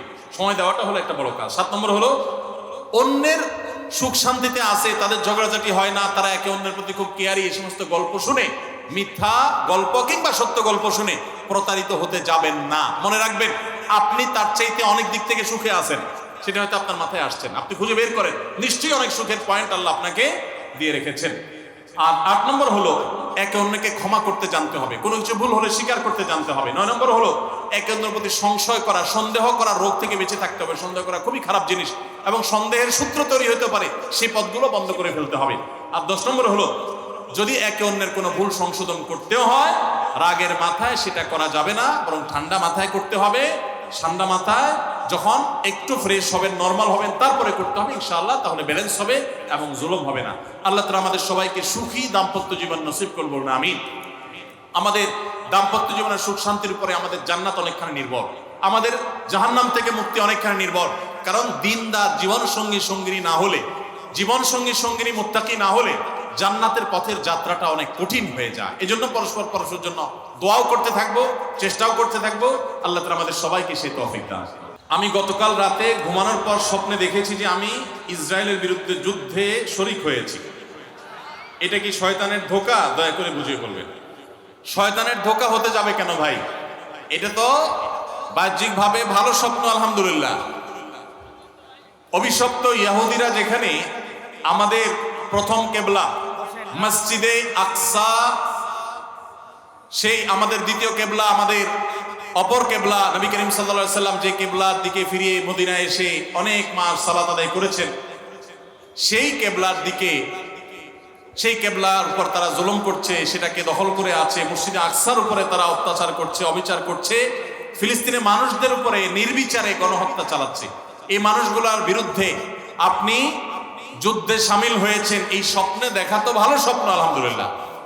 আমরা আমাদের সাধ্য অনুযায়ী অবশ্যই এই অনাচার, এই জুলুমের বিরুদ্ধে আমাদের সাধ্য অনুযায়ী আমরা প্রত্যেকটা মানুষ অবস্থান নেওয়ার চেষ্টা করব। আল্লাহ তাআলা আমাদের সবাইকে আমাদের প্রত্যেকের দায়িত্ব যথাযথভাবে পালন করার তৌফিক দান করুন, বলুন আমিন। ভাইরা আমার, মজলুম ফিলিস্তিনি ভাই বোনদের জন্য আর কিছু না পারেন, ইসরায়েলিদের, ইহুদিদের যে পণ্যগুলো আমাদের মুদি দোকানে, আমাদের বাসা বাড়িতে, ঘরে বাড়িতে ভরপুর, সেই জিনিসগুলো আমরা আর কিনবো না, নিজের টাকায় তাদের পণ্য কিনবো না। ঠিক আছে তো ইনশাআল্লাহ? আল্লাহ আমাদের তৌফিক দান করুন। আমি একটি মেয়েকে পছন্দ করি, মেয়ের পরিবার আমার পরিবার থেকে প্রস্তাব দিয়েছে, কিন্তু আমি বেসরকারি চাকরি করি, এই জন্য আমার সাথে তারা বিয়ে দিতে চাচ্ছে না। আমাকে 2 বছর সময় দিয়েছে, সরকারি ভালো একটা চাকরি পেলে তারপর তারা বিয়ে দিবে। এখন আমি কি করব? ভাইরা আমার, এইরকম কোন কপাল পোড়া মেয়ের বাবা যদি থাকে যে সে ছেলে না খুঁজে সরকারি চাকুরে খুঁজছে, তাহলে সেক্ষেত্রে এইরকম মেয়ে বিয়ে করার জন্য অপেক্ষা করার চাইতে যেই মেয়ে, মেয়ের বাবা একজন ভালো মানুষ খুঁজে আপনি তার কাছে যান। এখন সমস্যা হলো আমাদের ছেলে মেয়েরা আগে থেকে পছন্দ ঠিক করে ফেলে তারপরে সেটা বাস্তবায়নের জন্য সে হন্যে হয়ে যায়, মনে করে এখানে সকল সুখ আছে। যারা টাকা ছাড়া আর কিছু চিনে না, তাদের সাথে আত্মীয়তা করার চেষ্টা করবেন না। আপনি বরং তাদেরকে বাদ দিয়ে ভালো বহু ফ্যামিলি আছে যারা দিনদার মানুষ খুঁজে, তাদেরকে আপনি আপনার জীবন সঙ্গী হিসাবে, আপনার আত্মীয় হিসাবে গ্রহণ করার জন্য চেষ্টা করেন, ইনশাআল্লাহ সেটা আপনার জন্য উত্তম হবে। মেয়েদের সেজদা আর পুরুষদের সেজদার মধ্যে কোনো পার্থক্য আছে কিনা? দেখুন, ছেলে এবং মেয়েদের সেজদার মধ্যে কোনো পার্থক্য আছে কিনা, ওলামায়ে আহনাফ বা হানাফি মাযহাবের মতে ছেলেরা যেভাবে সেজদা দিবে, মেয়েরা তার চাইতে জড়সড় হয়ে সেজদা দিবে। এটা তাদের শারীরিক অবকাঠামোর কারণে, বিভিন্ন আসার দ্বারা এর সপক্ষে তারা প্রমাণ দিয়ে থাকে। এর বাইরে সৌদি আরব ওলামায়ে ইকরাম এবং অন্যান্য ওলামায়ে ইকরাম অনেকে তারা বলেন যে না, ছেলে এবং মেয়েদের নামাজের কোনো পার্থক্য না। তবে তারাও অবশ্য কিছুটা জড়সড় হওয়ার কথা বলেন, কিন্তু এই পার্থক্যটার উপরে নামাজ হওয়া না হওয়া নির্ভর করে না। এটা নিয়ে আমরা অনেকে অনেক বেশি বিতর্কা বর্ষা করি, এটাকে অনেক বড় করে দেখি। কোনো আলেমের মতে, উভয় পক্ষের কোনো আলেমের মতেই কিন্তু বিষয়টা এরকম না যে এটার উপরে নামাজ শুদ্ধ হওয়া না হওয়া, বাতিল হওয়া নির্ভর করে, শুদ্ধ হওয়া নির্ভর করে, এরকম বিষয় না। সুন্নাহ কোনটা আর খেলাফে সুন্নাহ কোনটা, এটা নিয়ে মত পার্থক্য আছে। ফরজ ওয়াজিব না বিষয়টা, যে এটাকে কেন্দ্র করে নামাজ হওয়া না হওয়ার ব্যাপার আছে। আপনার বক্তব্যের মাধ্যমে জানতে পারি যে আপনি যে মসজিদে ইমামতি করেন তার পাশের বাড়ির মহিলাটি সারা বাংলাদেশ এবং ইন্ডিয়াতে চিকিৎসা করে ভালো হয়নি, পরবর্তীতে আপনার সাথে যোগাযোগ করে একজন ভালো আলেমের কাছে পাঠান। দেখুন, যাদের জিন জাদু বা ব্ল্যাক ম্যাজিকের সমস্যা আছে, যাদের নর্মাল ট্রিটমেন্ট করে কোনোভাবে কোনো রোগ ধরা পড়ে নাই, ডায়াগনোসিস হয় নাই, তারা রুকিয়া করবেন। রুকিয়ার জন্য কোনো বিশেষ রাখি হতে হবে কোনো জরুরি না। আল্লাহ তাআলা কাকে কার হাত দিয়ে শেফা দিবেন সেটা আল্লাহ তাআলা ভালো জানেন। সোশ্যাল মিডিয়াতে অনেকগুলো রুকিয়া সাপোর্ট গ্রুপ আছে, এই সমস্ত গ্রুপগুলোতে আপনি একটু বিচরণ করলে আপনি অনেকগুলো পরামর্শ পাবেন যে সেলফ রুকিয়া, নিজে রুকিয়া করতে পারবেন। কোনো মানুষ দিয়েই করাইতে হবে এটা জরুরি না, আপনি নিজে রুকিয়া শুরু করে দেন। এবং এর বাইরে আপনি রাকিও পাবেন। কোনো কোনো ক্ষেত্রে আমাদের অফিসে গেলে অফিসিয়ালি না বললেও আমরা ব্যক্তিগত পর্যায়ে অনেক সময় অনেক রাকিদের নাম্বার অফিস থেকে দেওয়া হয়, আপনার সেখানে সংগ্রহ করতে পারবেন। সামর্থ্য থাকলে পুরুষরা 4টি বিয়ে করতে পারে। একজন অসহায় এতিম অবিবাহিতা মেয়েকে বিবাহিত পুরুষ বিয়ে করলে সমাজের মানুষরা দ্বিতীয় স্ত্রীকে ধিক্কার দিয়ে কথা বলে, দেখে শুনে অন্য মেয়ের সংসার নষ্ট করেছে। তাহলে যদি দ্বিতীয় স্ত্রী বিয়ে করার কারণে গুনাহগার হয়, তাহলে কথাটি মহান আল্লাহর বিরুদ্ধে চলে যাওয়া হয় কিনা? খুবই দরকারি একটা প্রশ্ন। দেখুন, কোন পুরুষ তিনি যদি আরেকজন মেয়েকে বিয়ে করেন কোনো বিধবা, কোনো তালাকপ্রাপ্তা, কোনো অসহায় নারীকে আশ্রয় দেওয়ার নিয়তে, এবং এটা যদি নিতান্তই তার এই সৎ উদ্দেশ্যে হয়ে থাকে, সেক্ষেত্রে এটাকে ভালোভাবে দেখা উচিত, খারাপভাবে দেখা উচিত না। আমাদের সমাজটা এমন হয়ে গেছে যে মানুষ জেনা করবে ওইটা নিয়ে আপত্তি নেই, কিন্তু একাধিক বিয়ে করলে কি আছে? আপত্তি আছে। তবে যারা একাধিক বিয়ে করে তাদের মধ্যেও লক্ষ্য রাখতে হবে, ইনসাফ করা যদি না যায় তাহলে একাধিক বিয়ে করা জায়েজ নাই। অনেকে আছে বিয়ে 2টা করেছেন, 3টা করেছেন, যেটা নতুন করেছেন ওই বউ নিয়ে খুব আসেন, আগের গুলার খোঁজ খবরও নাই, বরণ পোষণ দেওয়ার খবর নাই, হক আদায় করার খবর নাই। এদের জন্য দ্বিতীয় বিয়ে করা জায়েজ নাই, পরিষ্কারভাবে হাদিসে কোরআনে নিষেধ। অতএব মনে রাখবেন, কোন বিধবা মেয়েকে, তালাকপ্রাপ্তা মেয়েকে, অসহায় মেয়েকে বিয়ে করা এটা জায়েজ আছে, প্রশংসনীয়। তবে আপনি সেই বিয়েটা করার প্রথম স্ত্রীর সাথে আপনি সুবিচার করতে পারবেন কিনা, আবার এই বিয়ে করার পর প্রথম স্ত্রী এবং তার পরিবার তরফ থেকে যে প্রেশার আসবে, আপনি সেই প্রেশারে এটা ঠিক রাখতে পারবেন কিনা, সেগুলো আপনি মাথায় রাখেন। অযথা শুধু আবেগের বশে একজন নারীকে বিয়ে করে বসলেন, এরপরে বাধ্য হয়ে আপনি আবার তাকে তালাক দিতে হলো, তখন আপনি তার উপকার করতে গিয়ে আরো ক্ষতি করলেন। এই বিষয়গুলো অত্যন্ত সেন্সিটিভ। এজন্য নিজের অবস্থান বিচক্ষণ বিদগ্ধ কোনো মানুষের সাথে, আলেমের সাথে, একাধিক আলেমের সাথে পরামর্শ করে তারপরে সিদ্ধান্ত নেবেন। হুটহাট শুধু আবেগ করে সিদ্ধান্ত নেবেন, এরপর আপনাকে পস্তাতে হতে পারে। এই জন্য বোনদেরও উচিত যে আপনি বিধবা হয়েছেন, তালাকপ্রাপ্তা হয়েছেন, কোনো পুরুষ আপনাকে প্রস্তাব দিলেই হুট করে রাজি হবেন না। সে কতটা টলারেট করতে পারবে, সে কতটা সহ্য করতে পারবে, এবং তার যে চাপ আসবে সেটা কতটা সামলাতে পারবে, আদৌ চাপ আসবে কিনা, এগুলো সব হিসাব নিকাশ করেন। যদি মনে হয় যে না এটা আপনার জন্য উচিত হবে না, সুইটেবল হবে না, তাহলে ভিন্ন চিন্তা করবেন। আবেগে শুধুমাত্র গা ভাসাতে যাবেন না। তবে সাধারণ পুরুষরা যদি কোনো, যিনি জীবনে বিয়ে করেন, প্রথম বিয়ে করবেন, প্রথম বিয়ে হিসেবে কোনো তালাকপ্রাপ্তা, কোনো বিধবা, কোনো এতিম, কোনো অসহায় মেয়েকে যদি কেউ বিয়ে করেন, তাহলে শুধুমাত্র এই সহায়তা দেওয়ার নিয়তে, আশ্রয় দেওয়ার নিয়ত করলে সেটা আরো সওয়াবের কারণ হবে। আমাদের সমাজ অনেক ক্ষেত্রে এত নষ্ট হয়েছে যে এই ধরনের পরিস্থিতিতে সমালোচনা করা হয়, খারাপ চোখে দেখা হয় যে সে কেন নিজের চাইতে সমবয়সের বা বয়স্ক অথবা তালাকপ্রাপ্তা অথবা বিধবা কাউকে বিয়ে করেছে।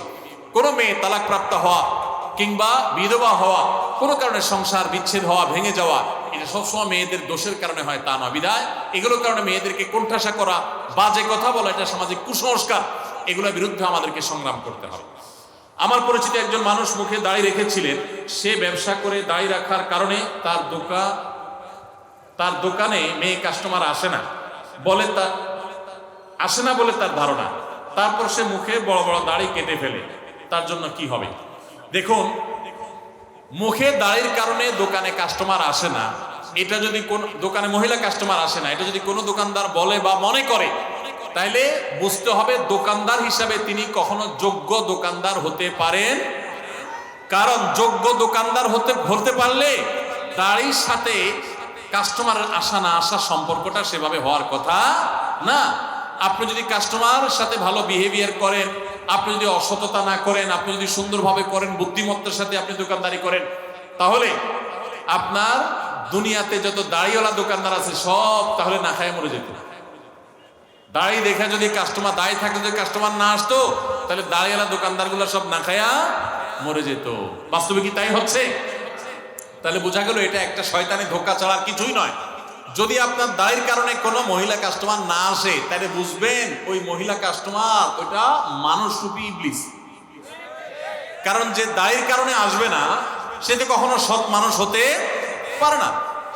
নবীর সুন্নাহকে দেখে, ওয়াজিব আমলকে দেখে যে ব্যক্তি বীতশ্রদ্ধ ভাব আসবে, তার মধ্যে ঘৃণা আসবে, তার মুসলমানের তো নিয়েই তো সন্দেহ আছে।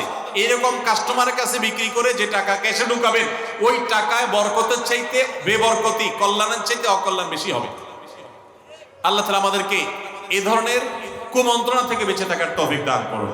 সবর করতে হবে এবং এই সমস্ত ক্ষেত্রে মনে রাখতে হবে যে আপনার যদি এরকম কাজ হয় বাস্তবে, তারপরেও নিজের অবস্থান রাখা যাবে না। সামান্য একটু কাস্টমারের জন্য বা কেনাবেচার ধান্দা লোভে আপনি আপনার দাড়ি চেঁচে ফেলেছেন, আল্লাহর কাছে কি জবাব দিবেন? জান্নাত চাইবেন কিয়ামতের ময়দানে? এত সোজা? আপনি একটা হকালালি চলবেন, কত বাধা আসবে, সেই বাধাগুলো ডিঙ্গাবেন, সবর করবেন, এই জন্যই তো আল্লাহ আপনাকে জান্নাত দিবে। এখন বাধা আসছে, আপনি কাত হয়ে গেছেন, দাড়িটা চেঁচে ফেললেন, তাহলে আল্লাহ কাছে কিভাবে জান্নাত আশা করবেন? অবশ্যই এটা গুনাহের কথা।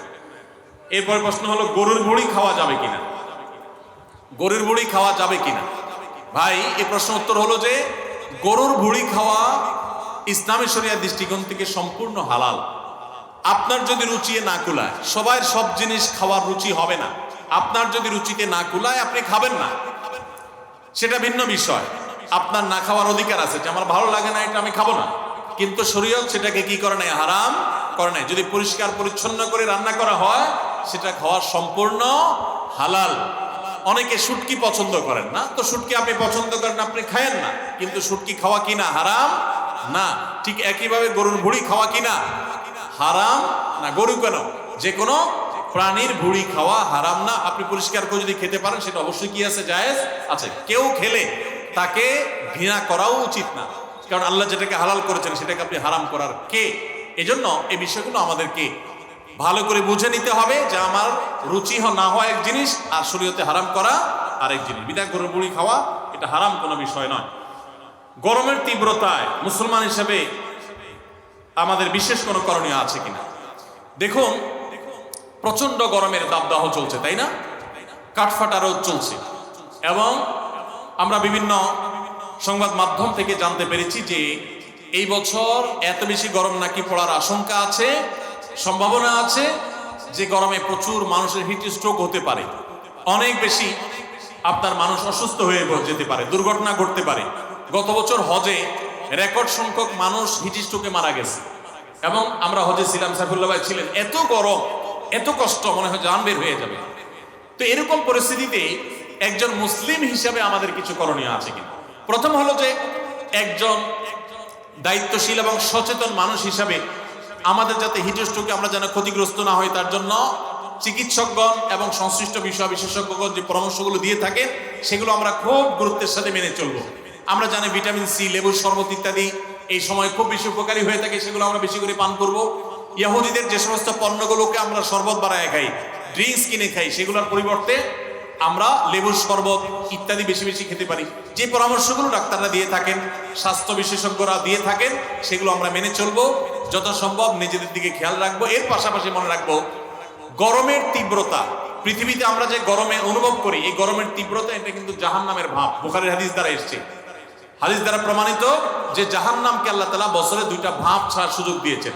জাহান্নামের দুইটা ডিপার্টমেন্ট আছে, দুইটা বিভাগ আছে, একটা জামহারির ঠান্ডা, আর একটা নার হলো আগুন।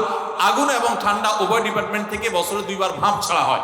এই ভাবটাই আল্লাহ পৃথিবীতে এক এক জায়গায় এক এক সময় বন্টন করে দেন, ঠান্ডা এবং গরম আমরা অনুভব করি।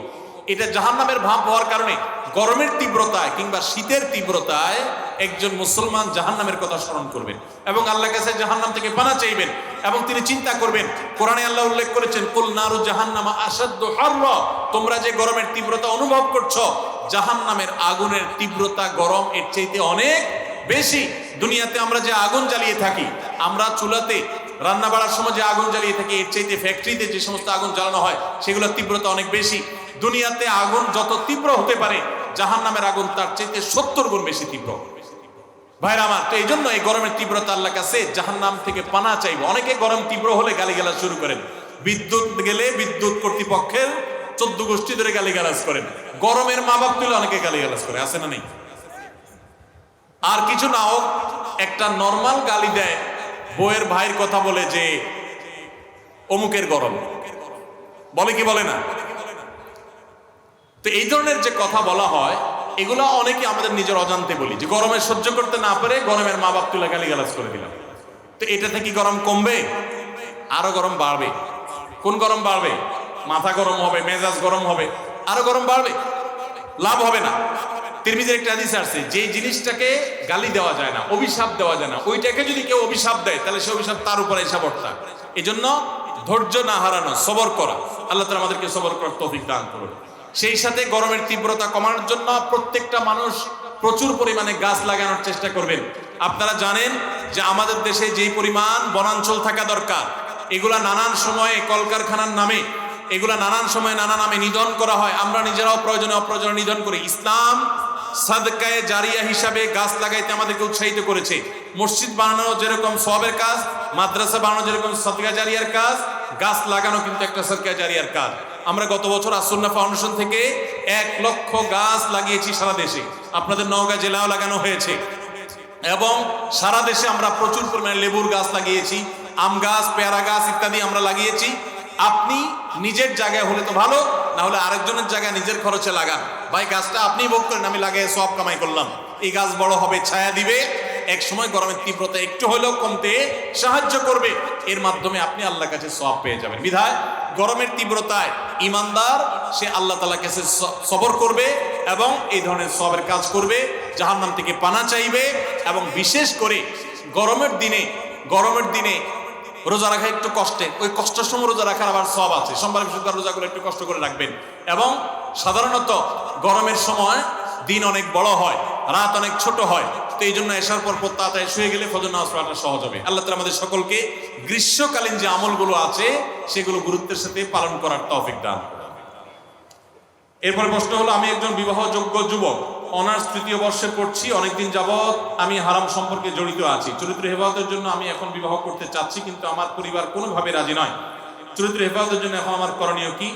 নামটা একটু উল্লেখ করে বলবেন যাতে আমার মা বাবা বুঝতে পারে। যেহেতু অনুরোধ করেছেন উনি এবং নাম লিখেই দিয়েছেন, তাহলে নাম তো আমাকে বলতেই হয়, মোহাম্মদ রিজভী আহমেদ রেজওয়ান। এই ছেলের বাপ যদি এখানে থেকে থাকেন, বাবাজি ছেলেটার দিকে একটু দয়া মায়া করেন। আল্লাহ আপনার দিলে রহম দিয়ে দেখে আমরা দোয়া করি। আল্লাহ চাচাজি এবং চাচির দিলে আল্লাহ তাআলা মায়া দয়া দিয়ে দেখ, ছেলের কষ্টটা বুঝার তৌফিক দান করুক। বাবাজিরা, আপনারা যে বয়সে বিয়ে করেছেন সে বয়সে তখনকার যুগে ফেসবুক, ইউটিউব ছিল না, টাচ ফোন, মোবাইল ছিল না, স্মার্টফোন ছিল না। তখন চরিত্র রক্ষা করা অনেক সহজ ছিল। আপনার ছেলে যেই সমাজে বাস করে বাবা, এই সমাজের চতুর্দিকে আগুনের আঁচ তাকে ঘিরে আছে। এই অবস্থায় চরিত্র হেফাজত করা ছেলের জন্য অনেক কঠিন। ছেলে বিয়ে করতে চাচ্ছে মানে হলো সে চরিত্রকে হেফাজত করতে চাচ্ছে। সে দুশ্চরিত্রবান হলে তো 2 নম্বর পথে সে নিজের যৌন আকাঙ্ক্ষাকে মিটাতে পারত। সে তো সৎ থাকতে চাচ্ছে, অতএব নিজের সন্তানের এই সৎ ইচ্ছাকে সাধ্য অনুযায়ী পূরণ করার চেষ্টা করে। আর সেই সাথে যে যুবক এই কাগজ লিখে পাঠিয়েছেন, আমরা তাকেও বলতে চাই, শুধুমাত্র আমাকে কাগজ ধরায় না দিয়া নিজে একটু আয় রোজগার শুরু করে দেন। বাপের হোটেলে খাবেন আর আমাকে দিয়ে বাপকে বুঝাইয়া আরেকটা বউ আনায়া তারেও বাপের ঘাড়ে চাপাই দিবেন খাওয়ানোর জন্য। এটা তো উচিত কথা হয় না ভাই। আপনি নিজে টিউশন শুরু করে দেন, কাজ শুরু করে দেন। যুবক ভাইরা, আমি নিজে ছাত্র জীবনে 4টি বছর মসজিদে ইমামতি করেছি, টিউশনি করেছি, করে বাবার সংসারে কন্ট্রিবিউশন করেছি। কারণ এক সময় বাবার অনেক ব্যবসা বাণিজ্য ছিল, অনেক বড় ধরনের দুর্ঘটনা হয়ে বিরাট লস টস খেয়ে ফেলেছেন।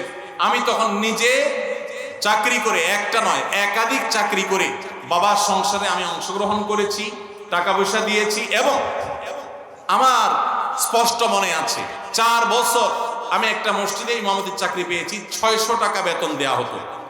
যশোরের যুব প্রশিক্ষণ কেন্দ্র, সরকারি একটা অফিস, সেই অফিসের মসজিদে আমি ইমামতি করতাম। যুব প্রশিক্ষণ কেন্দ্রের মসজিদে প্রতি মাসে 600 টাকা করে বেতন পেতাম।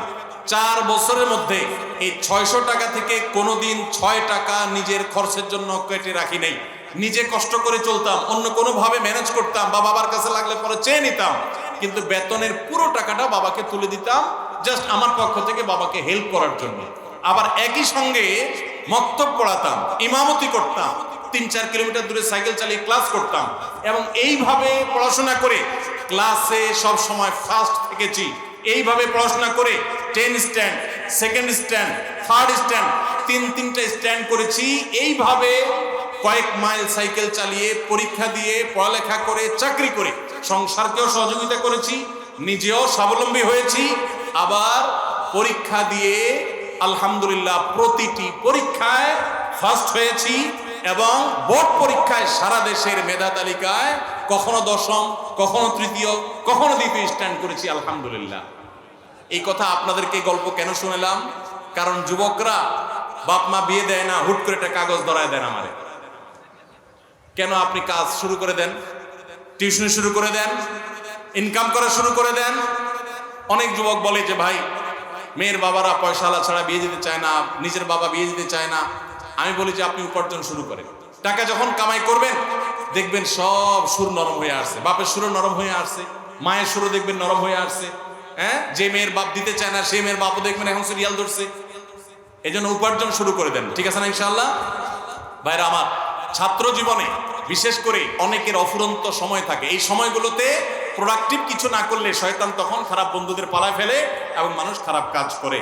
আল্লাহ তাআলা আমাদের সমস্ত যুবকদের চরিত্রগুলোকে হেফাজত রাখার তৌফিক দান করুন। এবং যতদিন পর্যন্ত বিয়ে না হচ্ছে ততদিন পর্যন্ত রোজা রাখবেন এবং সেই সাথে নিজের চোখকে হেফাজত করবেন, সবর করবেন, নিজেকে নিয়ন্ত্রণ করবেন।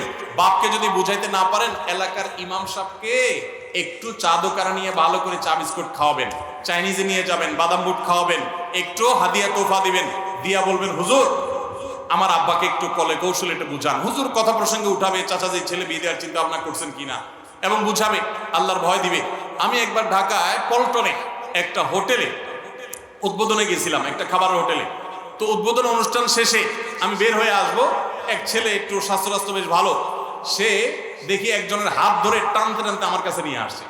আয়সা ভিড়ের মধ্যে বলতেছে হুজুর একটু থামেন থামেন। আমি দেখলাম কাহিনী কি, লোকটা ইয়াং ছেলে একজন মুরব্বীকে ধরে নিয়ে আসছে। তো আয়না বলতেছে হুজুর উনি আমার আব্বা, বহুদিন বলছে বিয়ের কথা, কোনো কথা শুনে না, আজকে হুজুর আপনার সামনে পাইছি, একটু আপনি ধরেন বুঝান। আমি চিন্তা করলাম এরকম তো পরিস্থিতির মুখে কখনো পড়ি নাই, তার বাপরে একটু বুঝাই টুঝাই কি বলবো, বাইরে চলে আসছে। তো এরকম তাৎক্ষণিক বুঝ দিয়ে হবে না, ইমাম সাহেবদের সাথে বাইল করেন, ইমাম সাহেবরা আস্তে আস্তে বুঝাবে তাদেরকে, আর নিজে উপার্জন শুরু করে দেন। এবং মুরব্বীদেরকে সিরিয়াসলি বলছি, নবী সাল্লাল্লাহু আলাইহি ওয়াসাল্লাম বলেছেন তোমাদের সন্তানরা যখন বিয়ের উপযুক্ত হয় তাদেরকে বিয়ে দিতে উপযুক্ত পাত্র বা পাত্রী পেয়ে গেলে আর এক মুহূর্ত বিলম্ব করবে না। যদি দেরি করো তাহলে জেনা, ব্যভিচার এবং চরিত্রহীনতা বাড়বে। এগুলোর দায় কিন্তু বাবা মাকে বহন করতে হবে। এই জন্য বাবা মাদেরকে আল্লাহ তাআলা বুঝার তৌফিক দান করুন। আমার বড় বোন পর্দা করে চলে না, ছোট ভাই হিসাবে আমি কি করতে পারি? আমার আব্বু আম্মু ও বড় বোনকে কিছু বলে না। দেখুন, পরিবারের কোনো সদস্য যদি পর্দাহীনতার মধ্যে থাকেন, আপনারা তাদেরকে বুঝাবেন। যাকে দিয়ে বুঝালে কাজ হবে তাকে দিয়ে বুঝাবেন। যেভাবে বললে বুঝালে কাজ হবে, হাদিয়া দিলে কাজ হলে হাদিয়া দিবেন এবং সেই সাথে চোখের পানি ফেলে দোয়াও করবেন। কায়মন বাক্যে আল্লাহর কাছে দোয়া করবেন, হেদায়েতের মালিক আল্লাহ তাআলা। এরপরও যদি আল্লাহ না করুক পথে না আসে, আল্লাহর কাছে আপনার দায় অন্তত থাকবে না।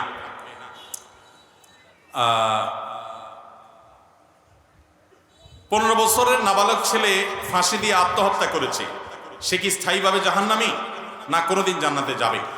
দেখুন, আত্মহত্যাকারী ব্যক্তির ব্যাপারে নবী সাল্লাল্লাহু আলাইহি ওয়াসাল্লামের একটা হাদিসের দ্বারা আমরা জানি, তিনি বলেছেন চিরস্থায়ী জাহান্নামী হবে আত্মহত্যাকারী ব্যক্তির, একটা হাদিস আছে।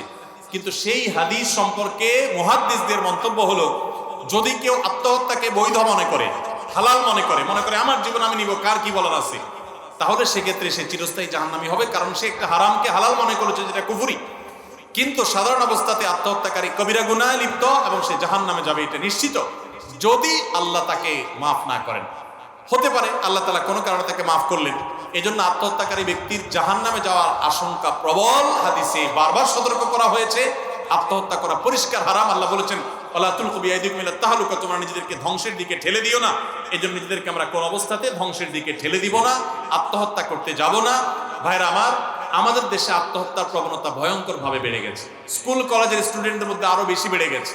আমার একটাই কথা, যাদের মধ্যে এরকম প্রবণতা আছে তাদের উদ্দেশ্যে, আপনি যেই কষ্টের কারণে আত্মহত্যা করবেন, আত্মহত্যা করলে কি আপনার কষ্ট দূর হয়ে যাবে নাকি বাড়বে? আত্মহত্যাকারী যেহেতু জাহান্নামে যাবে, সো আত্মহত্যা করলে তো আপনার কষ্ট কমবে না, বরং জাহান্নামে পড়ে আপনার কষ্ট তো আরো বাড়বে। তাহলে আত্মহত্যা কোনো সমাধান হতে পারে না। মনে রাখবেন, আল্লাহ আপনাকে জীবন দিয়েছেন, স্বাভাবিকভাবে হোক অস্বাভাবিকভাবে হোক আল্লাহ মৃত্যু দিবেন।